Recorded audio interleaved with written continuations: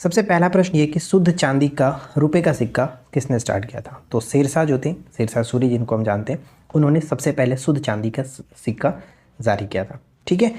Second question ये है कि बघात रियासत का ब्रिटिश में विलय कब हुआ? सबसे पहला प्रश्न ये कि बघात जो रियासत है वो किस स्टेट में पड़ता था? मध्य प्रदेश में। ठीक है। रियासत को ब्रिटिश में विलय किया गया 1850। यहाँ से दो प्रश्न मैं आपको और बताता हूँ कि अंग्रेज़ों ने सिंध को कब मिलाया था? तो अंग्रेज़ों ने सिंध को मिलाया था 1843 में। अगर आपको पूछे कि पंजाब को कब मिलाया गया तो 1849 में, क्योंकि ये प्रश्न हाल ही में एग्जाम्स में पूछे गए। राइट। नेक्स्ट, भारत के संविधान में किस अनुच्छेद में करों को, यानी कि जो टैक्स है, केंद्र द्वारा लगाया तथा एकत्रित किया जाता है लेकिन केंद्र और राज्यों के बीच वितरित किया जाता है, किस अनुच्छेद में? तो अनुच्छेद 270 के अकॉर्डिंग। ठीक है, 270 के अकॉर्डिंग। वेलोड्रोम जो होता है ये किस खेल से संबंधित है? वेलोड्रोम का संबंध साइकिलिंग से होगा, साइकिलिंग। एनजीटी कब स्थापित हुआ था? यानी कि नेशनल ग्रीन ट्रिब्यूनल, राष्ट्रीय हरित प्राधिकरण की स्थापना कब की गई थी?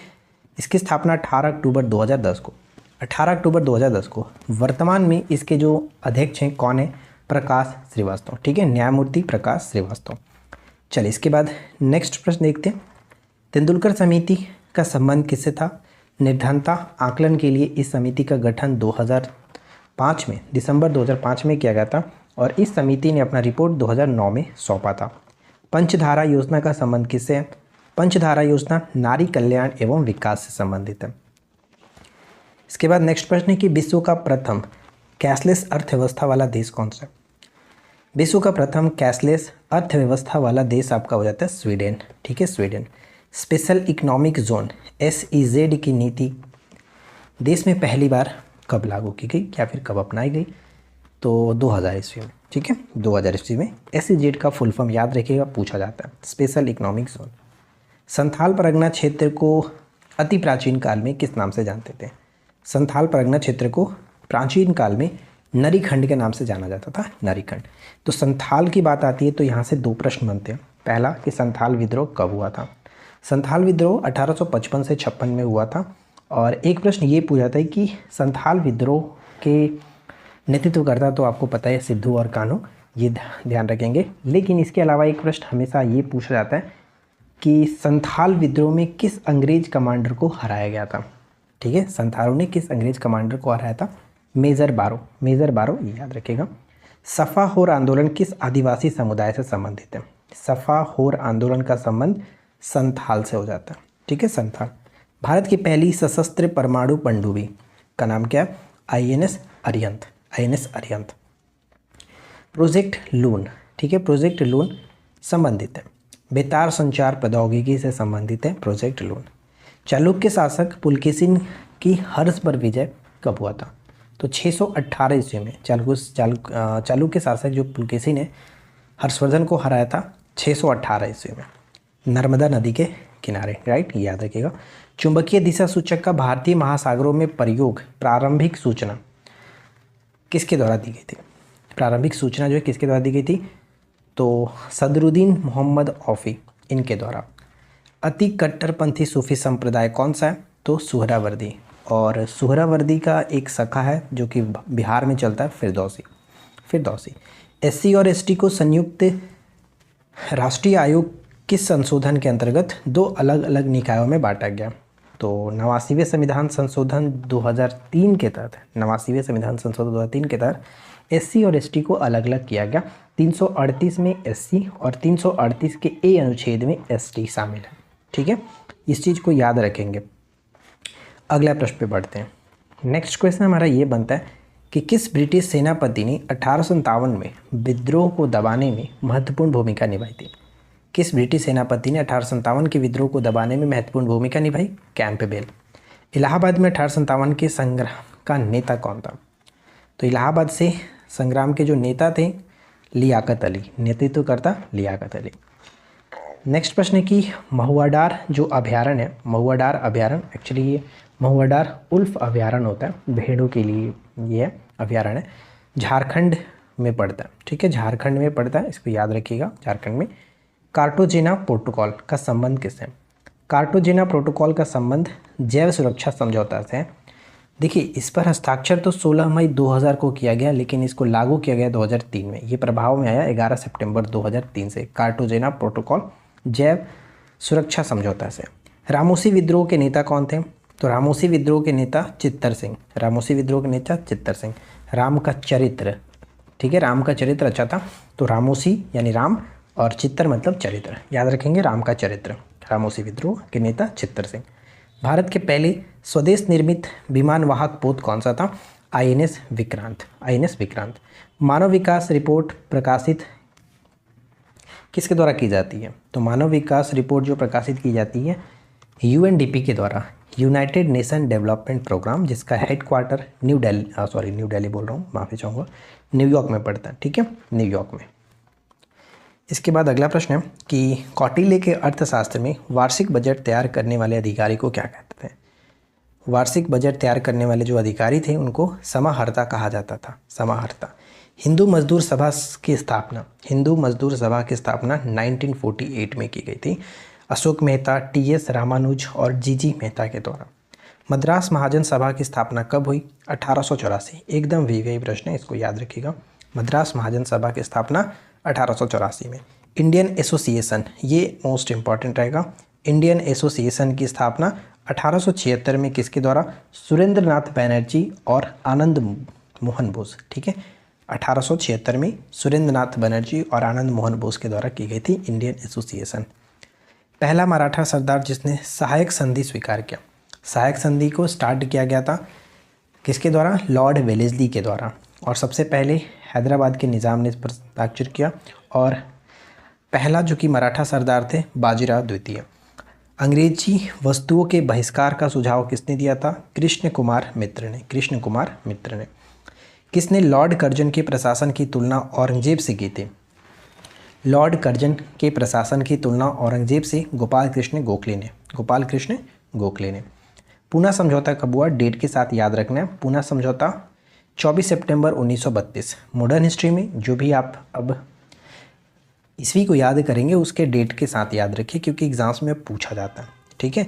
हुंड आक्रमण को किस गुप्त शासक ने असफल किया? यानी हुंड आक्रमण को किस गुप्त शासक ने असफल बनाया? स्कंदगुप्त ने। भारत में मिश्रित अर्थव्यवस्था को अपनाया गया किस पंचवर्षीय योजना के दौरान? भारत में मिश्रित अर्थव्यवस्था को द्वितीय पंचवर्षीय योजना के दौरान अपनाया गया। पंपादुम 16 राष्ट्रीय उद्यान, पंपादुम जो 16 राष्ट्रीय उद्यान है ये केरल में, साथ ही साथ मथिकेतन 16 राष्ट्रीय उद्यान ये भी केरल के अंतर्गत है, दोनों याद रखिए। तडोबा अंधेरी टाइगर रिजर्व, तडोबा अंधेरी टाइगर रिजर्व चंद्रपुर जिला महाराष्ट्र में, चंद्रपुर जिला महाराष्ट्र में स्थित है। बाचा नगमा और जागरण, बाचा नगमा और जागरण लोकप्रिय नृत्य का संबंध जम्मू कश्मीर से हो जाता है।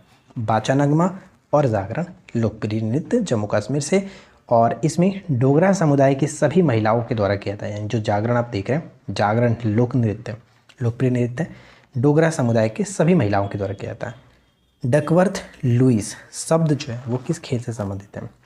डकवर्थ लुईस संबंध खेल का संबंध होता है क्रिकेट के साथ, क्रिकेट। नेक्स्ट प्रश्न क्या है कि पोलावरम बांध किस नदी पर है?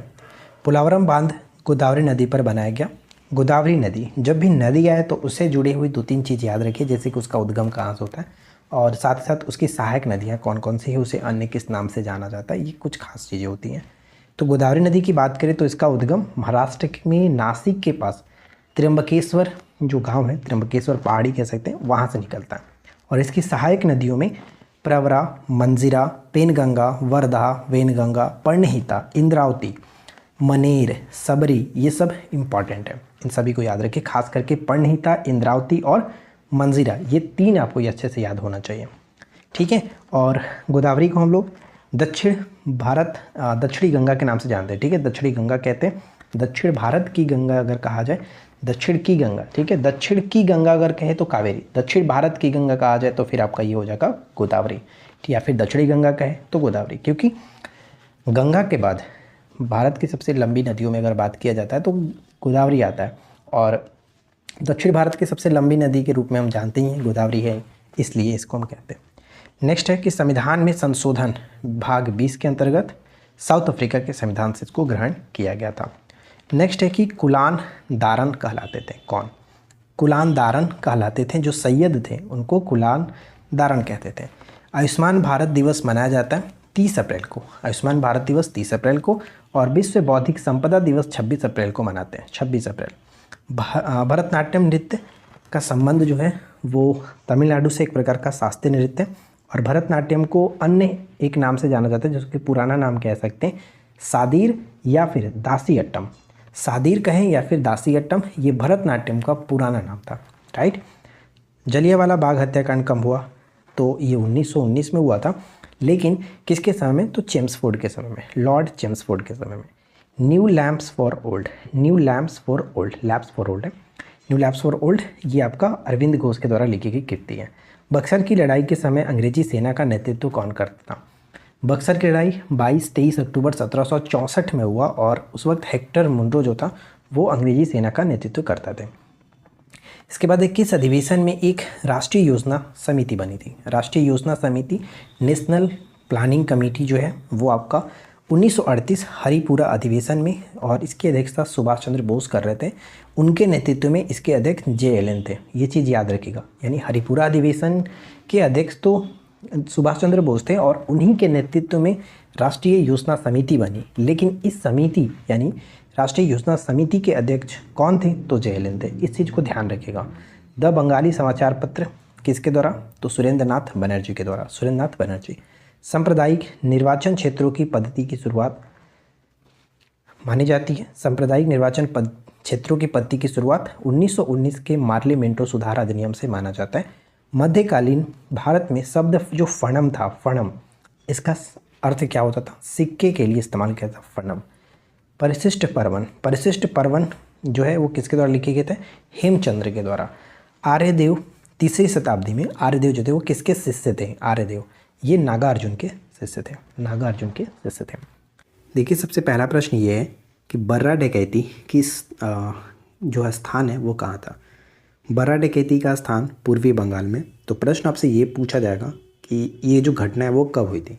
2 जून 1908, 1908 बस याद रखिए, ये इंपॉर्टेंट है। बर्रा डकैती का संबंध पूर्वी बंगाल से 1908 में।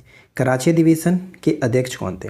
कराची अधिवेशन के अध्यक्ष वल्लभ भाई पटेल, और ये अधिवेशन हुआ था, तो मैं आपको बता दूं कि ये जो अधिवेशन हुआ था मार्च 1931 में हुआ था। ठीक है, मार्च 1931, ये याद रखिएगा। और ये इम्पॉर्टेंट इसलिए भी है क्योंकि सरदार वल्लभ भाई पटेल की ये पहली और आखिरी अध्यक्षता थी कांग्रेस के। तो करेक्ट आंसर यहाँ पे ध्यान रखेंगे वल्लभ भाई पटेल। भारतीय स्वतंत्रता अधिनियम ब्रिटिश संसद द्वारा कब पारित किया गया था? भारतीय स्वतंत्रता अधिनियम जो है वो ब्रिटिश संसद द्वारा पारित किया गया था जुलाई 1947 में, जुलाई 1947 में।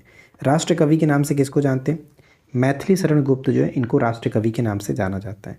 करीबा बांध जाम्बेजी नदी पर बनाया गया, करीबा बांध जाम्बेजी नदी पर। भारतीय गौरव का अंतिम सूर्य, भारतीय गौरव का अंतिम सूर्य किसे कहते हैं? शिवाजी को कहते हैं। भारतीय गौरव का अंतिम सूर्य शिवाजी को। हिंदुत्व धर्मोधारत्व, हिंदुत्व धर्मोधारत्व की उपाधि किसकी थी? शिवाजी की थी, शिवाजी की। ठीक है। शाहनामा के लेखक कौन है? फिरदौसी, शाहनामा के लेखक फिरदौसी। ध्यान रखिए कि पटना में अनुशीलन समिति की एक शाखा की स्थापना जो है वो किसके द्वारा की गई थी? सचिंद्र नाथ सन्याल। ये इंपॉर्टेंट क्वेश्चन है, पूछा जाता रहता है। इसके बाद अगला प्रश्न है कि मौर्य वंश में स्थानिक कौन थे?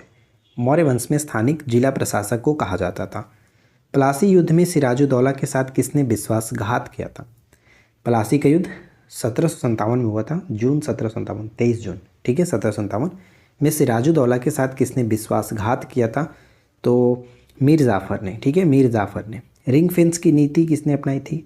रिंग फेंस की नीति जो है वो वारेन हेस्टिंग्स ने अपनाई थी। इसका उद्देश्य था कि ब्रिटिश क्षेत्रों की सुरक्षा के लिए पड़ोसी जो देश राज्य हैं उनके मोर्चे की रक्षा करना था। ठीक है। प्रथम आंग्ल वर्मा युद्ध कब हुआ? तो प्रथम आंग्ल वर्मा युद्ध 1824 से 26 में, और दूसरा आंग्ल वर्मा युद्ध 1852, ये भी याद रखिए। मैथन, बेल पहाड़ी एवं तिलैया जो बांध है वो किस नदी पर बना है?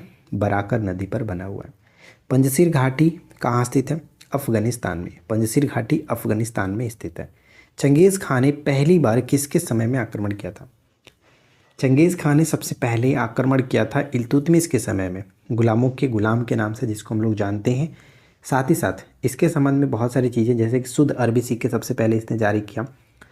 कुतुब मीनार का निर्माण जो पूरा कराया था इल्तुतमिश ने। इक्ता प्रथा की स्टार्टिंग इल्तुतमिश ने की थी। साथ ही साथ तुर्कान चहलगानी की स्थापना इन्होंने ही किया था, इल्तुतमिश ने। तो ये सभी चीज़ें पूछ जाती हैं एग्जाम्स में, तो ध्यान रखिएगा। अशोक के शिलालेख के स्थान जौगढ़ कहाँ स्थित है? अशोक के शिलालेख के स्थान जौगढ़ उड़ीसा में पड़ता है, और उड़ीसा में एक और है धौली, धौली ये भी इंपॉर्टेंट है।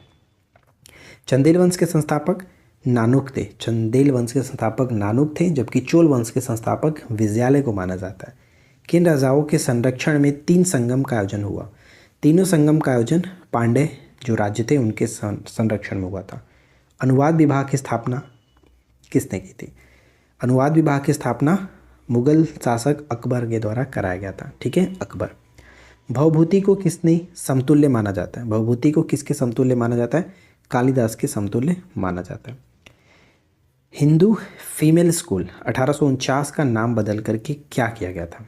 हिंदू फीमेल स्कूल 1849 में जिसका गठन हुआ, इसका नाम बदल करके बैथ्यून स्कूल 1856 में किया गया था। ईश्वर चंद्र विद्यासागर को सचिव बनाया गया इस स्कूल का। नेक्स्ट वन है कि अजंता की गुफाएं जो है किस घाटी में स्थित है?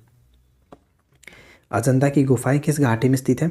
तो बघोरा नदी की घाटी में, बघोरा नदी की घाटी में अजंता की गुफा। अमरावती स्तूप कृष्णा नदी पर, ठीक है, अमरावती स्तूप कृष्णा नदी पर बनाया गया। और कृष्णा नदी की सहायक नदियों की बात करें तो सबसे पहले कृष्णा नदी का उद्गम आपको पता होना चाहिए, ये महाराष्ट्र के महाबलेश्वर से निकलता है। इसकी सहायक नदियों में भीमा, मूसी, कोयना, दूधगंगा, घाटप्रभा, मालप्रभा, तुंगभद्रा, ये सब इंपॉर्टेंट है, ठीक है। देखिए बघोरा जो नदी है, बघोरा नदी की घाटी टाइगर नदी के नाम से भी इसको जाना जाता है। बघोरा नदी को टाइगर नदी के नाम से भी जानते हैं। रविन्द्रनाथ टैगोर द्वारा राष्ट्रगान का बांग्ला से अंग्रेजी में अनुवाद कहाँ किए गए? तो ये मदनपल्ली में किया गया था। मदनपल्ली आंध्र प्रदेश में, ठीक है, मदनपल्ली। बुर्जहोम जम्मू कश्मीर श्रीनगर, ठीक है, जम्मू कश्मीर में ये पड़ता है बुर्जहोम। ऑप्शन कह रहा हूँ, बुर्जहोम याद रखिएगा।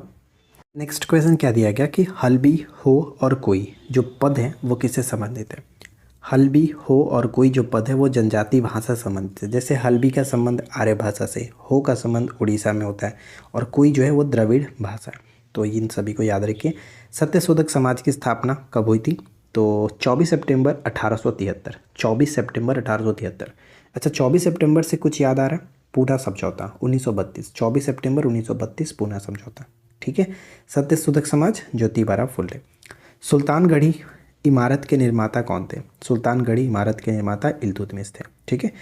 लाल महल बलबन के द्वारा बनाया गया, लाल महल बलबन के द्वारा। बर्लिन में इंडियन इंडिपेंडेंस कमेटी की स्थापना कब की गई थी? इंडियन इंडिपेंडेंस कमेटी की स्थापना 1914 में। चटगांव शस्त्रागार छापा जो है वो कब पड़ा? चटगांव शस्त्रागार 8 अप्रैल 1930। और चटगांव शस्त्रागार से संबंधित कौन थे? सूर्य सेन, ठीक है, सूर्य सेन। नेक्स्ट क्वेश्चन क्या कह रहा है कि किस पुरास्थल से नाव के चित्र या फिर मॉडल प्राप्त हुआ है? किस पुरास्थल से नाव के चित्र या फिर मॉडल प्राप्त हुआ है? तो ये है मोहनजोदाड़ो एवं लोथल, ठीक है। सकरखेड़ा का युद्ध कब हुआ? तो 1724 में। सकरखेड़ा का युद्ध 1724। वेदरा का युद्ध 1759। पोर्टोनोवा का युद्ध 1781। और मुदकी का युद्ध हुआ था 1845 में। मुदकी 1845। किस स्तूप में आर्य स्तंभ वाले मंच की विशेषताएं मिलती हैं? किस स्तूप में आर्य स्तंभ वाले मंच की विशेषता मिलती है? तो अमरावती स्तूप। आंध्र प्रदेश की गुंटूर जिले में स्थित है अमरावती स्तूप। प्राचीन नाम इसका क्या था? धान्य कटक, ठीक है, धान्य कटक इसका प्राचीन नाम जानते हैं। किसने जलियांवाला बाग कांड में वायसराय की कार्यकारिणी से इस्तीफा दे दिया था? तो इनका नाम है शंकरन नायर, और ये मोस्ट इंपॉर्टेंट क्वेश्चन है, ठीक है। जलियांवाला बाग कांड में वायसराय की कार्यकारिणी से इस्तीफा इन्होंने दे दिया था, शंकरन नायर। क्वेश्चंस कई बार एग्जाम्स में आया हुआ है, तो ध्यान रखेंगे। शेरशाह को अपनी वीरता से प्रभावित करने वाले जो कि जैता और कुंपा किस स्थान से संबंधित थे? जैता और कुंपा जो थे वो किस स्थान से संबंधित थे? मारवाड़ के शासक मालदेव के सरदार थे, ठीक है, मालदेव के सरदार थे। देव समाज की स्थापना किसने की थी? देव समाज की स्थापना किया गया था सत्यानंद अग्निहोत्री, शिव नारायण अग्निहोत्री, ठीक है। कहीं कहीं दोनों देखने को मिलता रहता है, तो ध्यान रखिए। सत्यानंद अग्निहोत्री, ज़्यादातर शिव नारायण अग्निहोत्री ही देखने को मिलता है देव समाज। लाहौर में 1887 में, ठीक है। विशिष्ट द्वैतवाद दर्शन के संस्थापक किसे माना जाता है? विशिष्ट द्वैतवाद। तो देखिए रामानुज कोई आम इंसान तो थे नहीं, एकदम विशिष्ट थे, तो रामानुज याद रखेंगे विशिष्ट, ठीक है। चंपारण सत्याग्रह में शामिल थे कौन कौन? तो महात्मा गांधी, राजेंद्र प्रसाद, JB कृपलानी, राजकुमार शुक्ल, श्री कृष्ण सिंह, अनुग्रह नारायण सिंह और जनकधारी प्रसाद, ब्रज किशोर प्रसाद। ये सब नाम याद रखिए क्योंकि एग्जाम्स में पूछ लिया था कि निम्नलिखित में से कौन शामिल थे या फिर कौन शामिल नहीं थे, तो नाम याद रहना चाहिए, ठीक है। किसी प्रशांत तट का हिंदी संघ कहा जाता है। प्रशांत तट का हिंदी संघ कहते हैं गदर पार्टी, जिसकी स्थापना 1913 में लाला हरदयाल के द्वारा की गई थी। अगला देखिए, सर्वेंट ऑफ इंडिया सोसाइटी की स्थापना गोपाल कृष्ण गोखले ने किया। अनहैप्पी इंडिया पुस्तक के लेखक कौन है? लाला लाजपत राय। अनहैप्पी इंडिया के लेखक लाला लाजपत राय। इंडियन एसोसिएशन की स्थापना किसने की थी? इंडियन एसोसिएशन की स्थापना सुरेंद्र नाथ बनर्जी और आनंद मोहन बोस ने 1876 में इसकी स्थापना की। अंतरिम सरकार में वित्त मंत्री कौन थे? लियाकत अली खान। लियाकत अली से कुछ याद आ रहा है? बिल्कुल आपको याद आना चाहिए कि 1857 की क्रांति में इलाहाबाद से जो नेतृत्व करते थे उनका नाम था लियाकत अली, राइट। देखिए अगला है कि 2 सितंबर 1946 को इसका गठन हुआ था अंतरिम सरकार का। कब से कब तक रहा? तो 15 अगस्त 1947 तक ये रहा। इसके बाद नेक्स्ट प्रश्न है कि कीर्तार्जुनियम के लेखक कौन थे? तो कीर्तार्जुनियम के लेखक भारवी, बहुत इंपॉर्टेंट क्वेश्चन है भारवी। थॉमस रो और फ्रांसिस्को पेलेट किसके शासनकाल में आए हुए थे? तो थॉमस रो तो आपको पता ही होगा, लेकिन फ्रांसिस्को पेलेट जो है ये भी याद रखिए जहांगीर के समय में आए हुए थे। बहिष्कृत भारत किसकी रचना है? अम्बेडकर की रचना है, 1927 में इन्होंने लिखा था। वर्धन राजवंश की स्थापना किसने की? पुष्यभूति ने, ठीक है, पुष्यभूति ने। रणजीत सिंह का संबंध किस मिसल से था? तो सुकर चकिया, ठीक है, सुकर चकिया मिसल से था। ये भी क्वेश्चन आपने देखा होगा। कांग्रेस सम्मेलनों को शिक्षित भारतीयों का वार्षिक राष्ट्रीय मेला किसने कहा था? शिक्षित भारतीयों का वार्षिक राष्ट्रीय मेला किसने कहा था? लाला लाजपत राय ने। लाला लाजपत राय ने। किस तीर्थ स्थल का प्राचीन नाम मंधाता था? तो ओंकारेश्वर, ठीक है, ओंकारेश्वर जो तीर्थ स्थल है इसका प्राचीन नाम मंधाता था। नेक्स्ट कह रहा है कि तुर्का कलंगी लोकनाट्य जो है किस क्षेत्र में प्रसिद्ध है? तुर्रा है, तुर्का नहीं, तुर्रा कलंगी लोकनाट्य किस क्षेत्र में प्रसिद्ध है? तो मालवा, निमाड़ और बुंदेलखंड में। कौन सा अभिलेख विश्व के प्रथम विज्ञापन के तौर पर जाना जाता है? कौन सा अभिलेख विश्व के प्रथम विज्ञापन के तौर पर जाना जाता है? तो दसपुर अभिलेख, इसे मंदसौर अभिलेख के नाम से भी जानते हैं। मुद्रा राक्षस के जो रचयिता है वो कौन है? विशाख दत्त, ठीक है, विशाख दत्त संस्कृत नाटक है। सिंधु सभ्यता से प्राप्त मोहरों में कौन से वृक्ष की आकृति सर्वाधिक, मतलब कौन सी वृक्ष की आकृति मिलती है? तो पीपल या फिर बबूल, पीपल और बबूल दोनों मिलता है। सर्वाधिक जो कि मोहरें बनी है किसकी? सेलखड़ी के, सेलखड़ी कह सकते हैं, सेलखड़ी, ठीक है, सेलखड़ी से। अगला देखिए, किस चंदेल राजा ने महमूद गजनवी का सामना किया था? चंदेल राजा ने महमूद गजनवी का सामना किया? विद्याधर थे। मौर्यकालीन मूर्तियों में मणिभद्र या फिर यक्ष नाम से अंकित मूर्ति किस स्थान से प्राप्त होती है? परखम उत्तर प्रदेश से। प्रथम जैन परिषद का आयोजन कहाँ हुआ था? पाटलिपुत्र में। जैन परिषद का आयोजन पाटलिपुत्र में, जबकि प्रथम बौद्ध संगीति का आयोजन राजगीर में। मौर्यकाल में प्राणायाम क्या था? आपातकालीन कर। प्राणायाम को आपातकालीन कर के रूप में जानते थे। विजयनगर काल में दक्षिण भारत की किस नृत्य परंपरा का पहली बार विकास हुआ? यक्षगान वर्तमान में किस राज्य का लोक नृत्य है? आप लोग नीचे कमेंट करके बताएंगे। भारत का वित्तीय विकेंद्रीकरण किसे प्रारंभ किया? तो लॉर्ड मेयो, ठीक है, लॉर्ड मेयो। गंगाराम और खीमदेव नामक 2 भाई किस आंदोलन के दौरान शहीद हुए थे? भारत छोड़ो आंदोलन, जिसकी शुरुआत आधारशिला मतलब 8 अगस्त 1942 को रखी गई। स्टार्टिंग 9 अगस्त 1942 को माना जाता है। लॉर्ड लिथगो के समय में महात्मा गांधी ने इसको स्टार्ट किया था। इसका समर्थन वल्लभ भाई पटेल ने किया था और इसका प्रस्ताव जो कि रखा गया था JLN के द्वारा। तो सब कुछ याद रखिए। नेक्स्ट है कि गिफ्ट टू मोनोथेइस्ट किस भाषा में है? गिफ्ट टू मोनोथेइस्ट फारसी भाषा में राजाराम मोहन राय के द्वारा लिखा गया। संवाद कैमुदी राजाराम मोहन राय के द्वारा ही लिखा गया पत्रिका था। किस स्थान को गांधी जी ने स्वयं भारत के स्विट्जरलैंड के रूप में वर्णित किया? भारत के स्विट्जरलैंड के रूप में अनासक्ति आश्रम कौसिनी में उत्तराखंड में स्थित है। इसे महात्मा गांधी जी ने खुद भारत के स्विट्जरलैंड के रूप में वर्णित किया हुआ है। देखिए फ्रेंड्स, सबसे पहला प्रश्न क्या कह रहा है? पहला प्रश्न ये कि बौद्ध दर्शन का एक विश्वकोश महाविभास को किस बौद्ध संगीति की कृति है? यानी कि महाविभास जो है वो किस बौद्ध संगीति में लिखी गई थी? तो इसका जो कंप्लीट हुआ ये चौथी बौद्ध संगीति में। चौथी बौद्ध संगीति आपको पता ही है कश्मीर के कुंडलवन में हुआ था, और महाविभास जो है इसके रचनाकार वसुमित्र को माना जाता है और इसके अध्यक्ष भी थे, चौथी बौद्ध संगीति के अध्यक्ष भी थे, ठीक है। और जो ये महाविभास है इसे बौद्ध धर्म का विश्वकोश कहते हैं, तो ये ध्यान रखिएगा। दिल्ली सल्तनत के किस शासक ने खुद को खलीफा घोषित किया था? तो मुबारक खिलजी ने खुद को खलीफा घोषित किया था। अचूकता का फरमान किसने जारी किया था? अचूकता का फरमान अकबर ने 1579 ईस्वी में जारी किया था, और साथ ही साथ अपनी धार्मिक शक्तियों की घोषणा इन्होंने की थी। बंगाल की एशियाटिक सोसाइटी के संस्थापक किसे माना जाता है? बंगाल की एशियाटिक सोसाइटी के संस्थापक विलियम जोन्स 1784 में। पहली बार किस वर्ष भारतीयों को बंगाल की एशियाटिक सोसाइटी के सदस्य के रूप में भर्ती मिली? तो 1829 में मिला था, 1829 में। बंगाल विभाजन के खिलाफ स्वदेशी और बहिष्कार के कार्यक्रम की कल्पना किसने की थी? बंगाल विभाजन के खिलाफ स्वदेशी और बहिष्कार के कार्यक्रम की कल्पना अरविंद घोष ने किया था।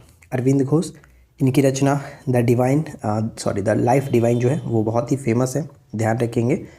नेक्स्ट है कि इंडिया विंस फ्रीडम के रचनाकार कौन है? India wins freedom Abul Kalam Azad. India wins freedom Abul Kalam Azad. Lok Sabha के जनक किसको माना जाता है?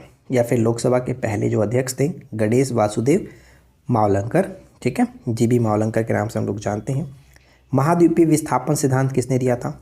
महाद्वीपीय विस्थापन सिद्धांत वेगनर ने दिया था। याद कैसे रखते हैं? विस्थापन और वेग दोनों फिजिक्स से संबंध है, दो ध्यान रखेंगे, विस्थापन और वेग। नेक्स्ट है कि सुल्तानी युग में बौद्धों की सबसे प्रभावशाली शाखा कौन सी थी? सुल्तानी युग में बौद्धों की सबसे प्रभावशाली शाखा जो था थेरवाद था। किस वर्ष बंगाल में दासों के निर्यात को रोक दिया गया? किस वर्ष बंगाल से दासों के निर्यात को रोक दिया गया था? 1789 में, 1789 में, ठीक है। गांधी और उनके विचारों से प्रभावित होने वाले प्रथम आदिवासी नेता कौन थे? गांधी और उनके विचारों से प्रभावित होने वाले प्रथम आदिवासी नेता जोड़ा नाग, ठीक है, जोड़ा नाग। कथक नृत्य का प्राचीन नाम क्या था? कथक नृत्य का प्राचीन नाम कुशीलव। और मैंने इससे पहले वाले वीडियो में आपको बताया था कि भरतनाट्यम जो है तमिलनाडु का शास्त्रीय नृत्य है, तो भरतनाट्यम का प्राचीन नाम क्या था? सादीर या फिर दासियट्टम। कल्हण की राजतरंगिणी किस तरह की इतिहास की पुस्तक गोडवाहो लिखे थे? यानी कल्हण की तरह ही एक इतिहास की पुस्तक जो था गोडवाहो लिखी गई थी किसके द्वारा? ये क्वेश्चंस खुद मेरे एनटीपीसी एग्जाम्स में क्वेश्चंस पूछा गया था, तो वाकपति, ठीक है, वाकपति के द्वारा ये लिखा गया, वाकपति। नेक्स्ट है कि पूर्वी भारत में प्रमुख भारतीय रोमन व्यापारिक स्थान कौन सा था? पूर्वी भारत में प्रमुख भारतीय रोमन व्यापारिक स्थान ताम्लुक, जो कि बंगाल में था। ये आपका जो कि व्यापार के लिए काफ़ी प्रसिद्ध माना जाता था, बंदरगाह के रूप में। भारत में प्रिंटिंग प्रेस की शुरुआत किसने की? भारत में प्रिंटिंग प्रेस पुर्तगालियों ने 1550। कल्पसूत्र के रचनाकार किसको माना जाता है? तो भद्रबाहु को कल्पसूत्र के रचनाकार के रूप में हम लोग जानते हैं।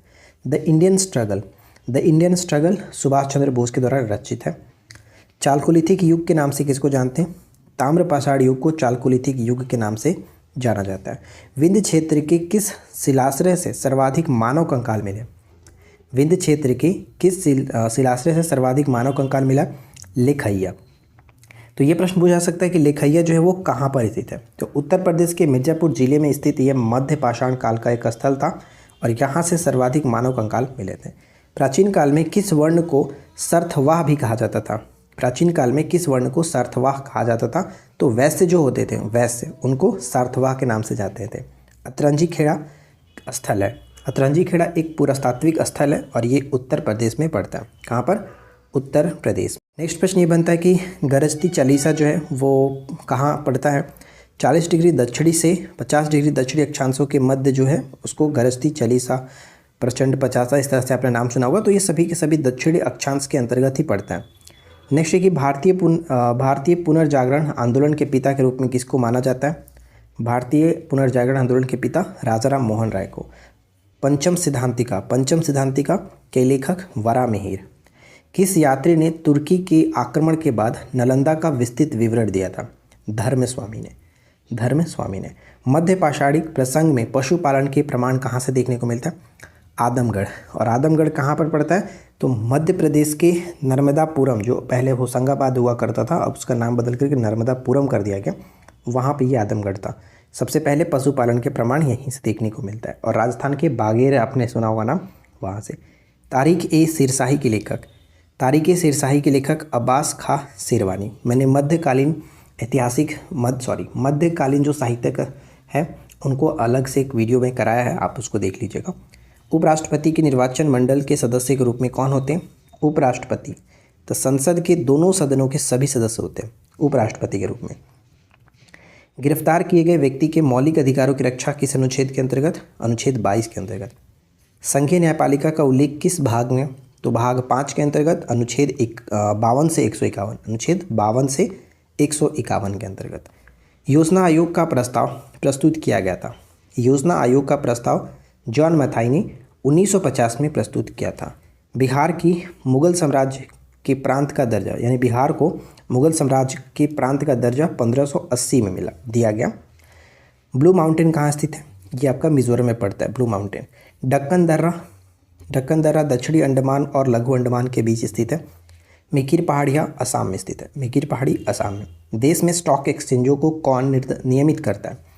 देश में स्टॉक एक्सचेंजों को कौन नियमित करता है? सेबी नियमित करता है। तो सेबी में सबसे पहला प्रश्न ये पूछा जाएगा कि सेबी की स्थापना 12 अप्रैल 1988 हो गई थी, लेकिन इसको वैधानिक दर्जा जो दिया गया 30 जनवरी 1992 को नरसिम्हन समिति की सिफारिश पर दी गई थी। विश्व में सबसे पहले परिवार नियोजन अपनाया गया कहाँ पर? भारत में। केंद्र सरकार के राजस्व का मुख्य स्रोत क्या है? तो निगम कर। वैदिक साहित्य में व्रीहि जो शब्द था किसके लिए प्रयुक्त होता था? ये चावल के लिए व्रीहि शब्द और गेहूं के लिए गोधूम शब्द का इस्तेमाल करते थे। तमिल साहित्य शिल्पाधिकारम के रचयिता इलांगो। तमिल साहित्य शिल्पाधिकारम के रचयिता कौन थे? इलांगो। वेल्वी आयोग का संबंध किससे है? वेल्वी आयोग भारतीय सरकार के व्यय के जांच के लिए वेल्वी आयोग। भारत को एकजुट होना और एक बार फिर अपने बल से संपूर्ण विश्व पर विजय प्राप्त करनी है, ये किसने कहा था? विवेकानंद ने कहा था। भारत में सचिव का पद कब सृजित किया गया? तो भारत में सचिव का पद भारत सरकार अधिनियम 1858 के द्वारा। मूलभूत अधिकारों का प्रमुख उद्देश्य क्या है? मूलभूत अधिकारों का प्रमुख उद्देश्य व्यक्तिगत स्वतंत्रता को सुनिश्चित करना। पंजाब हिमालय सतलज और सिंध नदियों के मध्य ये पड़ता है, Punjab Himalaya. Great barrier reef कहाँ स्थित है? ग्रेट बैरियर रीफ ऑस्ट्रेलिया के उत्तर पूर्वी तट पर स्थित है। नेक्स्ट पॉइंट है national would fossil park Jaisalmer में।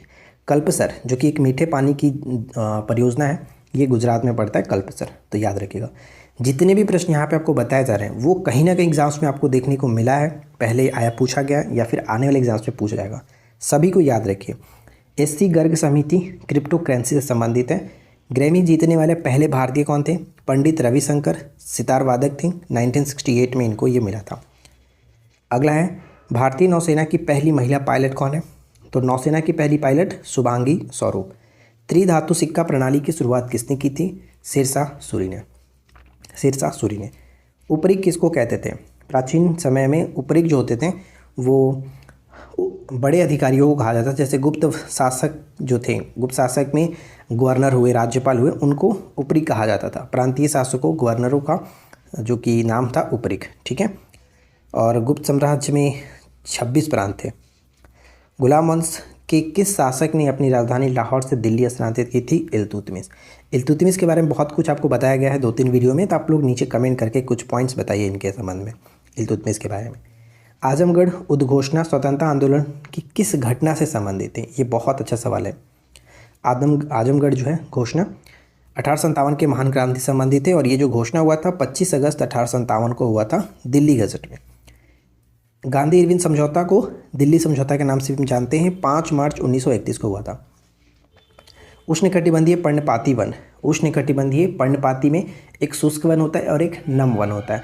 भारत में सबसे ज़्यादा जो व्यापक है उष्णकटिबंधीय जो कि पर्णपाती शुष्क वन है, मानसून वन के नाम से भी इसको जानते हैं हम लोग, भारत में सबसे व्यापक है ये। 2011 की जनगणना के उच्चतम लिंगानुपात किस राज्य में? केरल में देखने को मिलता है। केरल में केंद्र राज्य वित्तीय संबंध निर्धारित करता है कौन? वित्त आयोग। वित्त आयोग का गठन अनुच्छेद 280 के तहत किया जाता है। प्रत्येक 5 वर्ष के लिए राष्ट्रपति करते हैं। लकड़वाला समिति 1993, तेंदुलकर समिति जो है वो 2005 में बनी और रिपोर्ट अपना 2009 में प्रस्तुत किया था। गरीबी उन्मूलन एवं आत्मनिर्भरता की प्राप्ति, 5वीं पंचवर्षीय योजना, और 5वीं पंचवर्षीय योजना को 1 वर्ष पहले ही समाप्त किया गया था क्योंकि रोलिंग प्लान लाया गया था, आपको याद होगा।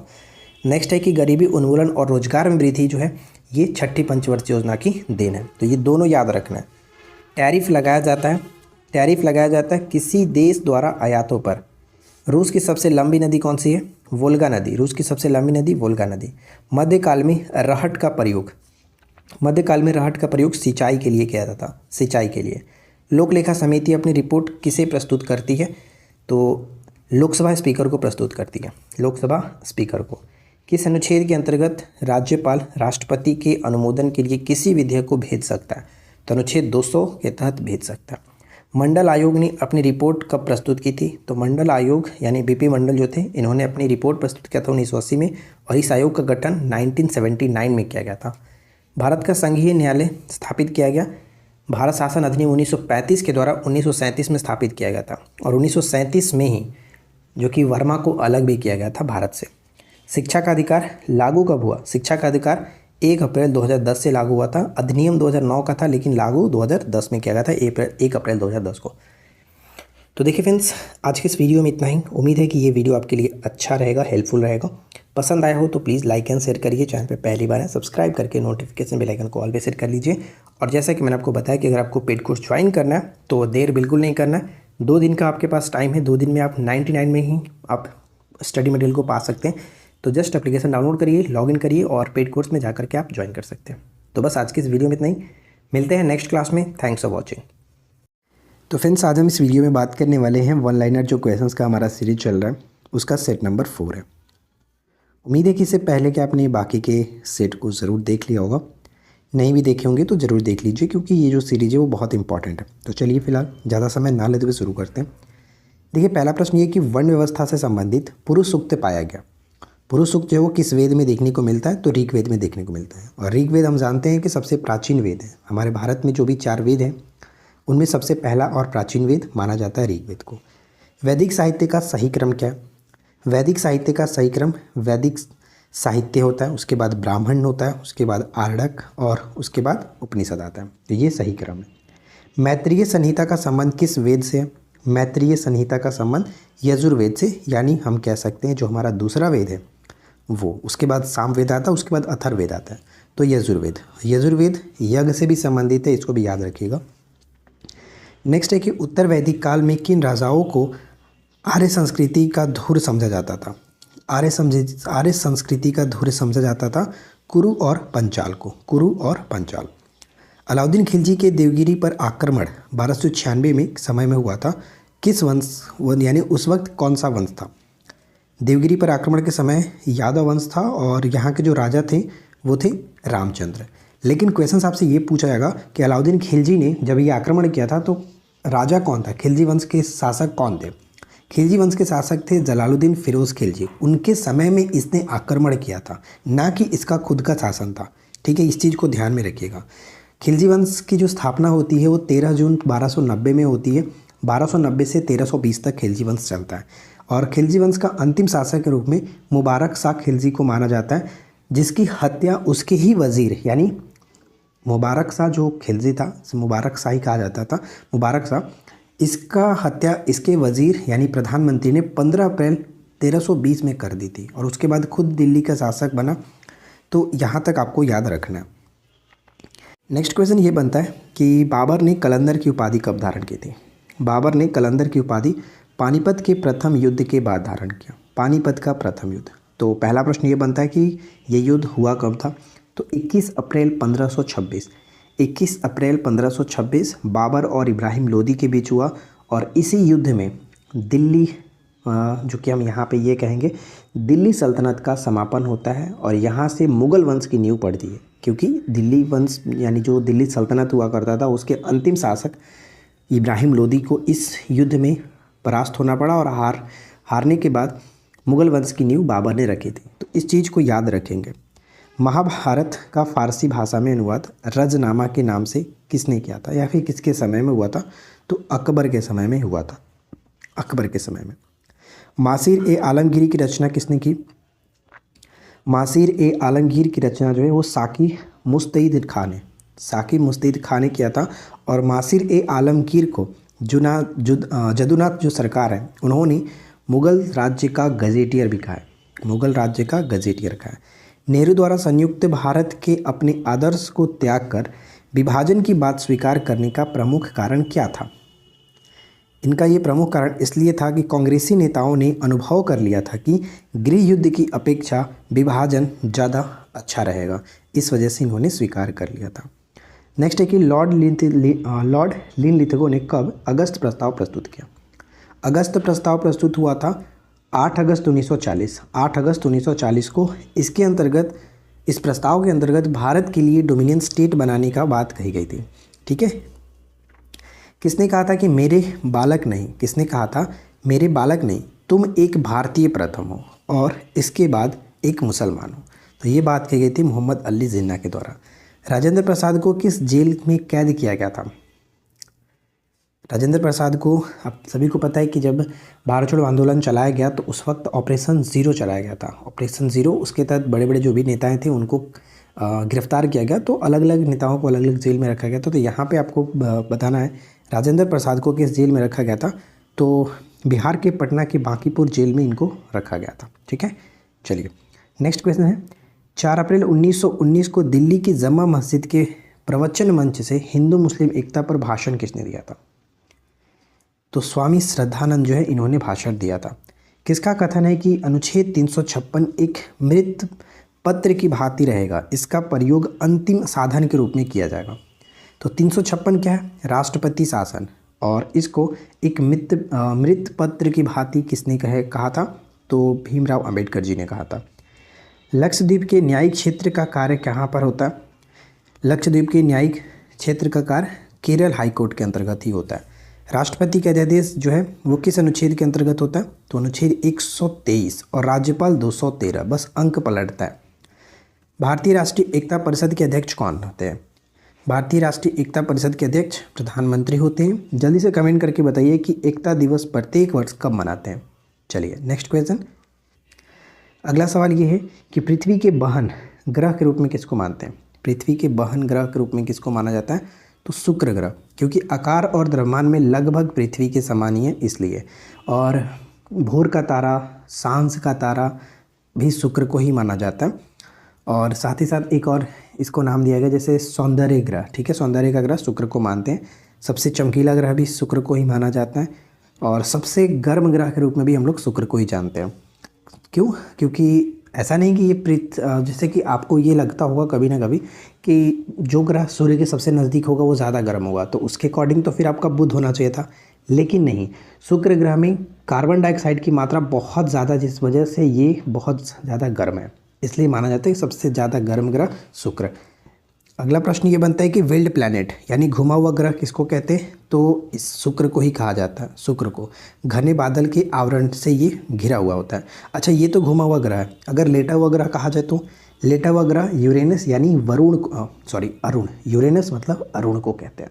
ठीक है, शुक्र और यूरेनस, यानी कि यहाँ पे हम जानेंगे जैसे कि शुक्र का मतलब हम इंग्लिश में वेनस जाते हैं। ठीक है, वेनस और यूरेनस दो ऐसे ग्रह हैं हमारे सौरमंडल में जो कि ये विपरीत चक्कर लगाते हैं। जैसे कि बाकी जो सभी ग्रह हैं वो क्या है, पश्चिम से पूरब की ओर घूमते हैं, लेकिन ये दो ग्रह ऐसे हैं कि ये पूरब से पश्चिम की तरफ घूमते हैं। तो ये इस चीज़ को भी याद रखेंगे। नेक्स्ट प्रश्न ये बनता है कि कोलोवा, Mount Rainier, Mount Shasta, Mount Hood, Three Sisters और येलोस्टोन ज्वालामुखी कहाँ पर पड़ता है? तो ये सब के सब यूएसए में स्थित है। कौन सा महासागर इस आकार का है? कौन सा महासागर इस आकार का है? तो अटलांटिक महासागर इस आकार का है। आर्कटिक महासागर को प्रशांत महासागर से जोड़ता है, आर्कटिक महासागर को प्रशांत महासागर से जोड़ता है कौन? बेरिंग, बेरिंग जोड़ता है। क्षुद्र ग्रह किनकी कक्षाओं के बीच स्थित है? क्षुद्र ग्रह जो है, क्षुद्र ग्रह कहते हैं किनकी कक्षाओं के बीच? तो मंगल और बृहस्पति। ये मोस्ट इंपॉर्टेंट क्वेश्चन है। ब्लू माउंटेन पीक किस राज्य में? तो मिजोरम में पड़ता है। ब्लू माउंटेन पीक मिजोरम के अंतर्गत पड़ता है। भारत में समुद्री कछुआ परियोजना कब स्टार्ट किया गया था? भारत में समुद्री कछुआ परियोजना 1995 में स्टार्ट हुआ। खाद्य श्रृंखला का निर्माण करता है, खाद्य जो श्रृंखला होती है इसका निर्माण करता है। तो ध्यान रखना है, जैसे कि सबसे पहले तो उत्पादक आते हैं, उत्पादक, उसके बाद उपभोक्ता, उपभोक्ता, उसके बाद अपघटक, ये क्रम सही है। मैंग्रोव वनस्पति का मुख्य घटक राइजोफोरा वनस्पति, मैंग्रोव वनस्पति का मुख्य घटक राइजोफोरा। जैव विविधता पर सम्मेलन कब हुआ था? जैव विविधता पर सम्मेलन 5 जून 1992 को, जिसको हम लोग प्रथम पृथ्वी सम्मेलन के नाम से भी जानते हैं, रियो डी जेनेरियो में हुआ था और ये प्रभावी हुआ 29 दिसंबर 1993 से। वन्यजीव संरक्षण अधिनियम, वन्यजीव संरक्षण अधिनियम कब? तो 1972, वन्यजीव संरक्षण अधिनियम 1972। और अगर आपसे पूछा है कि वन संरक्षण अधिनियम कब हुआ था तो 1980, और पर्यावरण संरक्षण कहा जाए तो 1986। ये तीनों याद रखिएगा, तीनों हमेशा पूछा जाता रहता है। नेक्स्ट है कि ग्रीन मफलर संबंधित है किससे? तो ये ध्वनि प्रदूषण से संबंधित है। ग्रीन मफलर ध्वनि प्रदूषण से, और ध्वनि प्रदूषण जो है वो 2002 में ये जो कि आया था परियोजना। अगला है कि आधुनिक जो मुद्रा नोट प्रेस है साल्बोनी स्थित है, तो साल्बोनी पश्चिम बंगाल में पड़ता है। खादी और ग्रामीण औद्योगिक आयोग की शुरुआत कब की गई थी, जिसको हम लोग KVIC कहते हैं? खादी और ग्रामीण उद्योग आयोग की शुरुआत दूसरी पंचवर्षीय योजना 1956 के अंतर्गत किया गया था। शून्य आधारित बजट के प्रतिपादक किसको माना जाता है? तो ध्यान रखना है कि शून्य आधारित बजट के प्रतिपादक पीटर पार्चर को मानते हैं, पीटर पार्चर। औरंगजेब की मृत्यु के समय मराठा नेतृत्व किनके हाथों में थी? औरंगजेब की मृत्यु के समय मराठा नेतृत्व किनके हाथों में था? तो ताराबाई, ठीक है, ताराबाई। फंडामेंटल फिजिक्स पुरस्कार का पहला प्राप्तकर्ता, फंडामेंटल फिजिक्स पुरस्कार का पहला प्राप्तकर्ता अशोक सेन। भारतीय कम्युनिस्ट पार्टी की स्थापना कब हुई थी? देखिए, भारतीय कम्युनिस्ट पार्टी अगर कहा जाए तो वैसे तो 1925 होता है, ठीक है, 26 दिसंबर 1925, लेकिन अगर क्वेश्चंस में मार्क्सवादी लगा हो तब 1964 होगा। तो यहाँ पे मैंने लिख रखा है मार्क्सवादी, ठीक है। तो भारतीय कम्युनिस्ट पार्टी सिर्फ और सिर्फ रहे तो आप 1925 को टिक करिएगा, लेकिन अगर मार्क्सवादी रहे तो 1964 को टिक करना है। भारत की ग्रैंड कैनियन, तो गांडीकोटा की महान जो कैनियन है उसको माना जाता है तमिलनाडु में। काजाकिस्तान की मुद्रा क्या है? तो काजाकिस्तान की मुद्रा तेनेग, तेनेग है। जब दो या दो से अधिक व्यक्ति आपस में संचार करते हैं क्या कहलाता है? तो उसे अंतर व्यक्तित्व संचार कहते हैं, अंतर व्यक्तिगत संचार कहते हैं। DCM ट्रॉफी का संबंध, DCM ट्रॉफी फुटबॉल से, फुटबॉल से। पहली बार राष्ट्रीय खेल का आयोजन 1930 में किया गया था।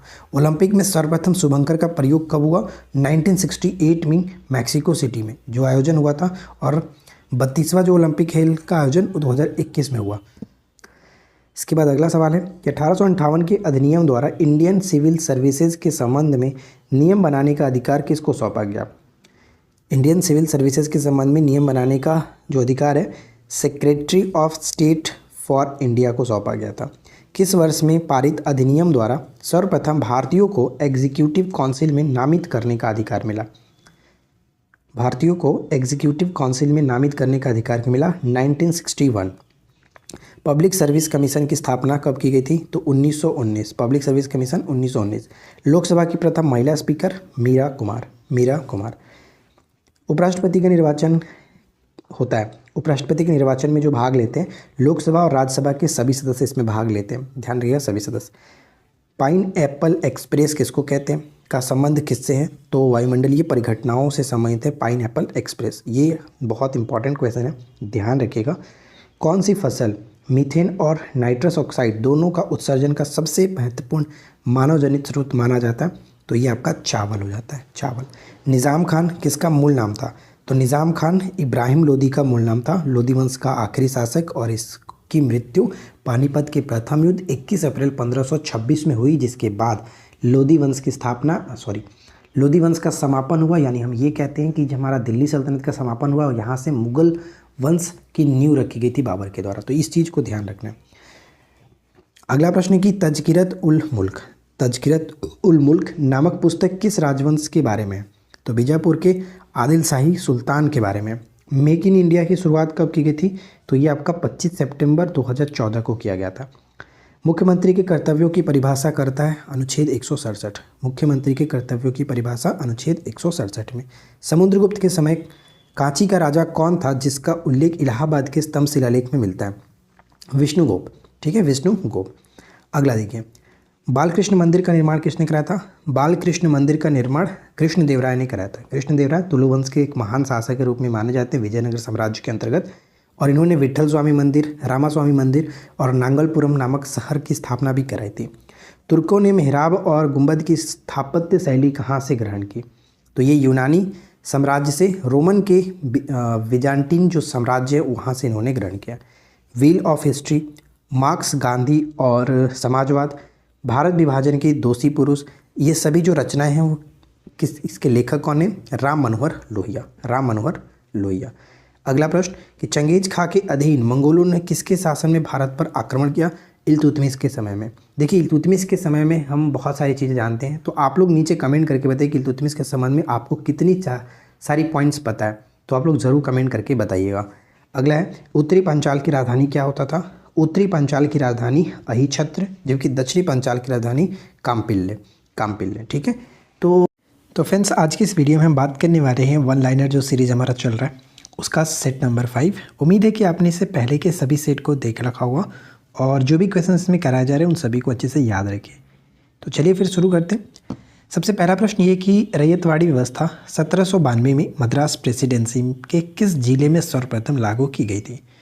तो सर्वप्रथम जो लागू की गई थी वो बारामहल जिले था। बारामहल जिले में, मद्रास के बारामहल जिले में रैयतवाड़ी व्यवस्था। ठीक है, नेक्स्ट प्रश्न ये बनता है कि विनय पिटक का संकलन किसने किया था?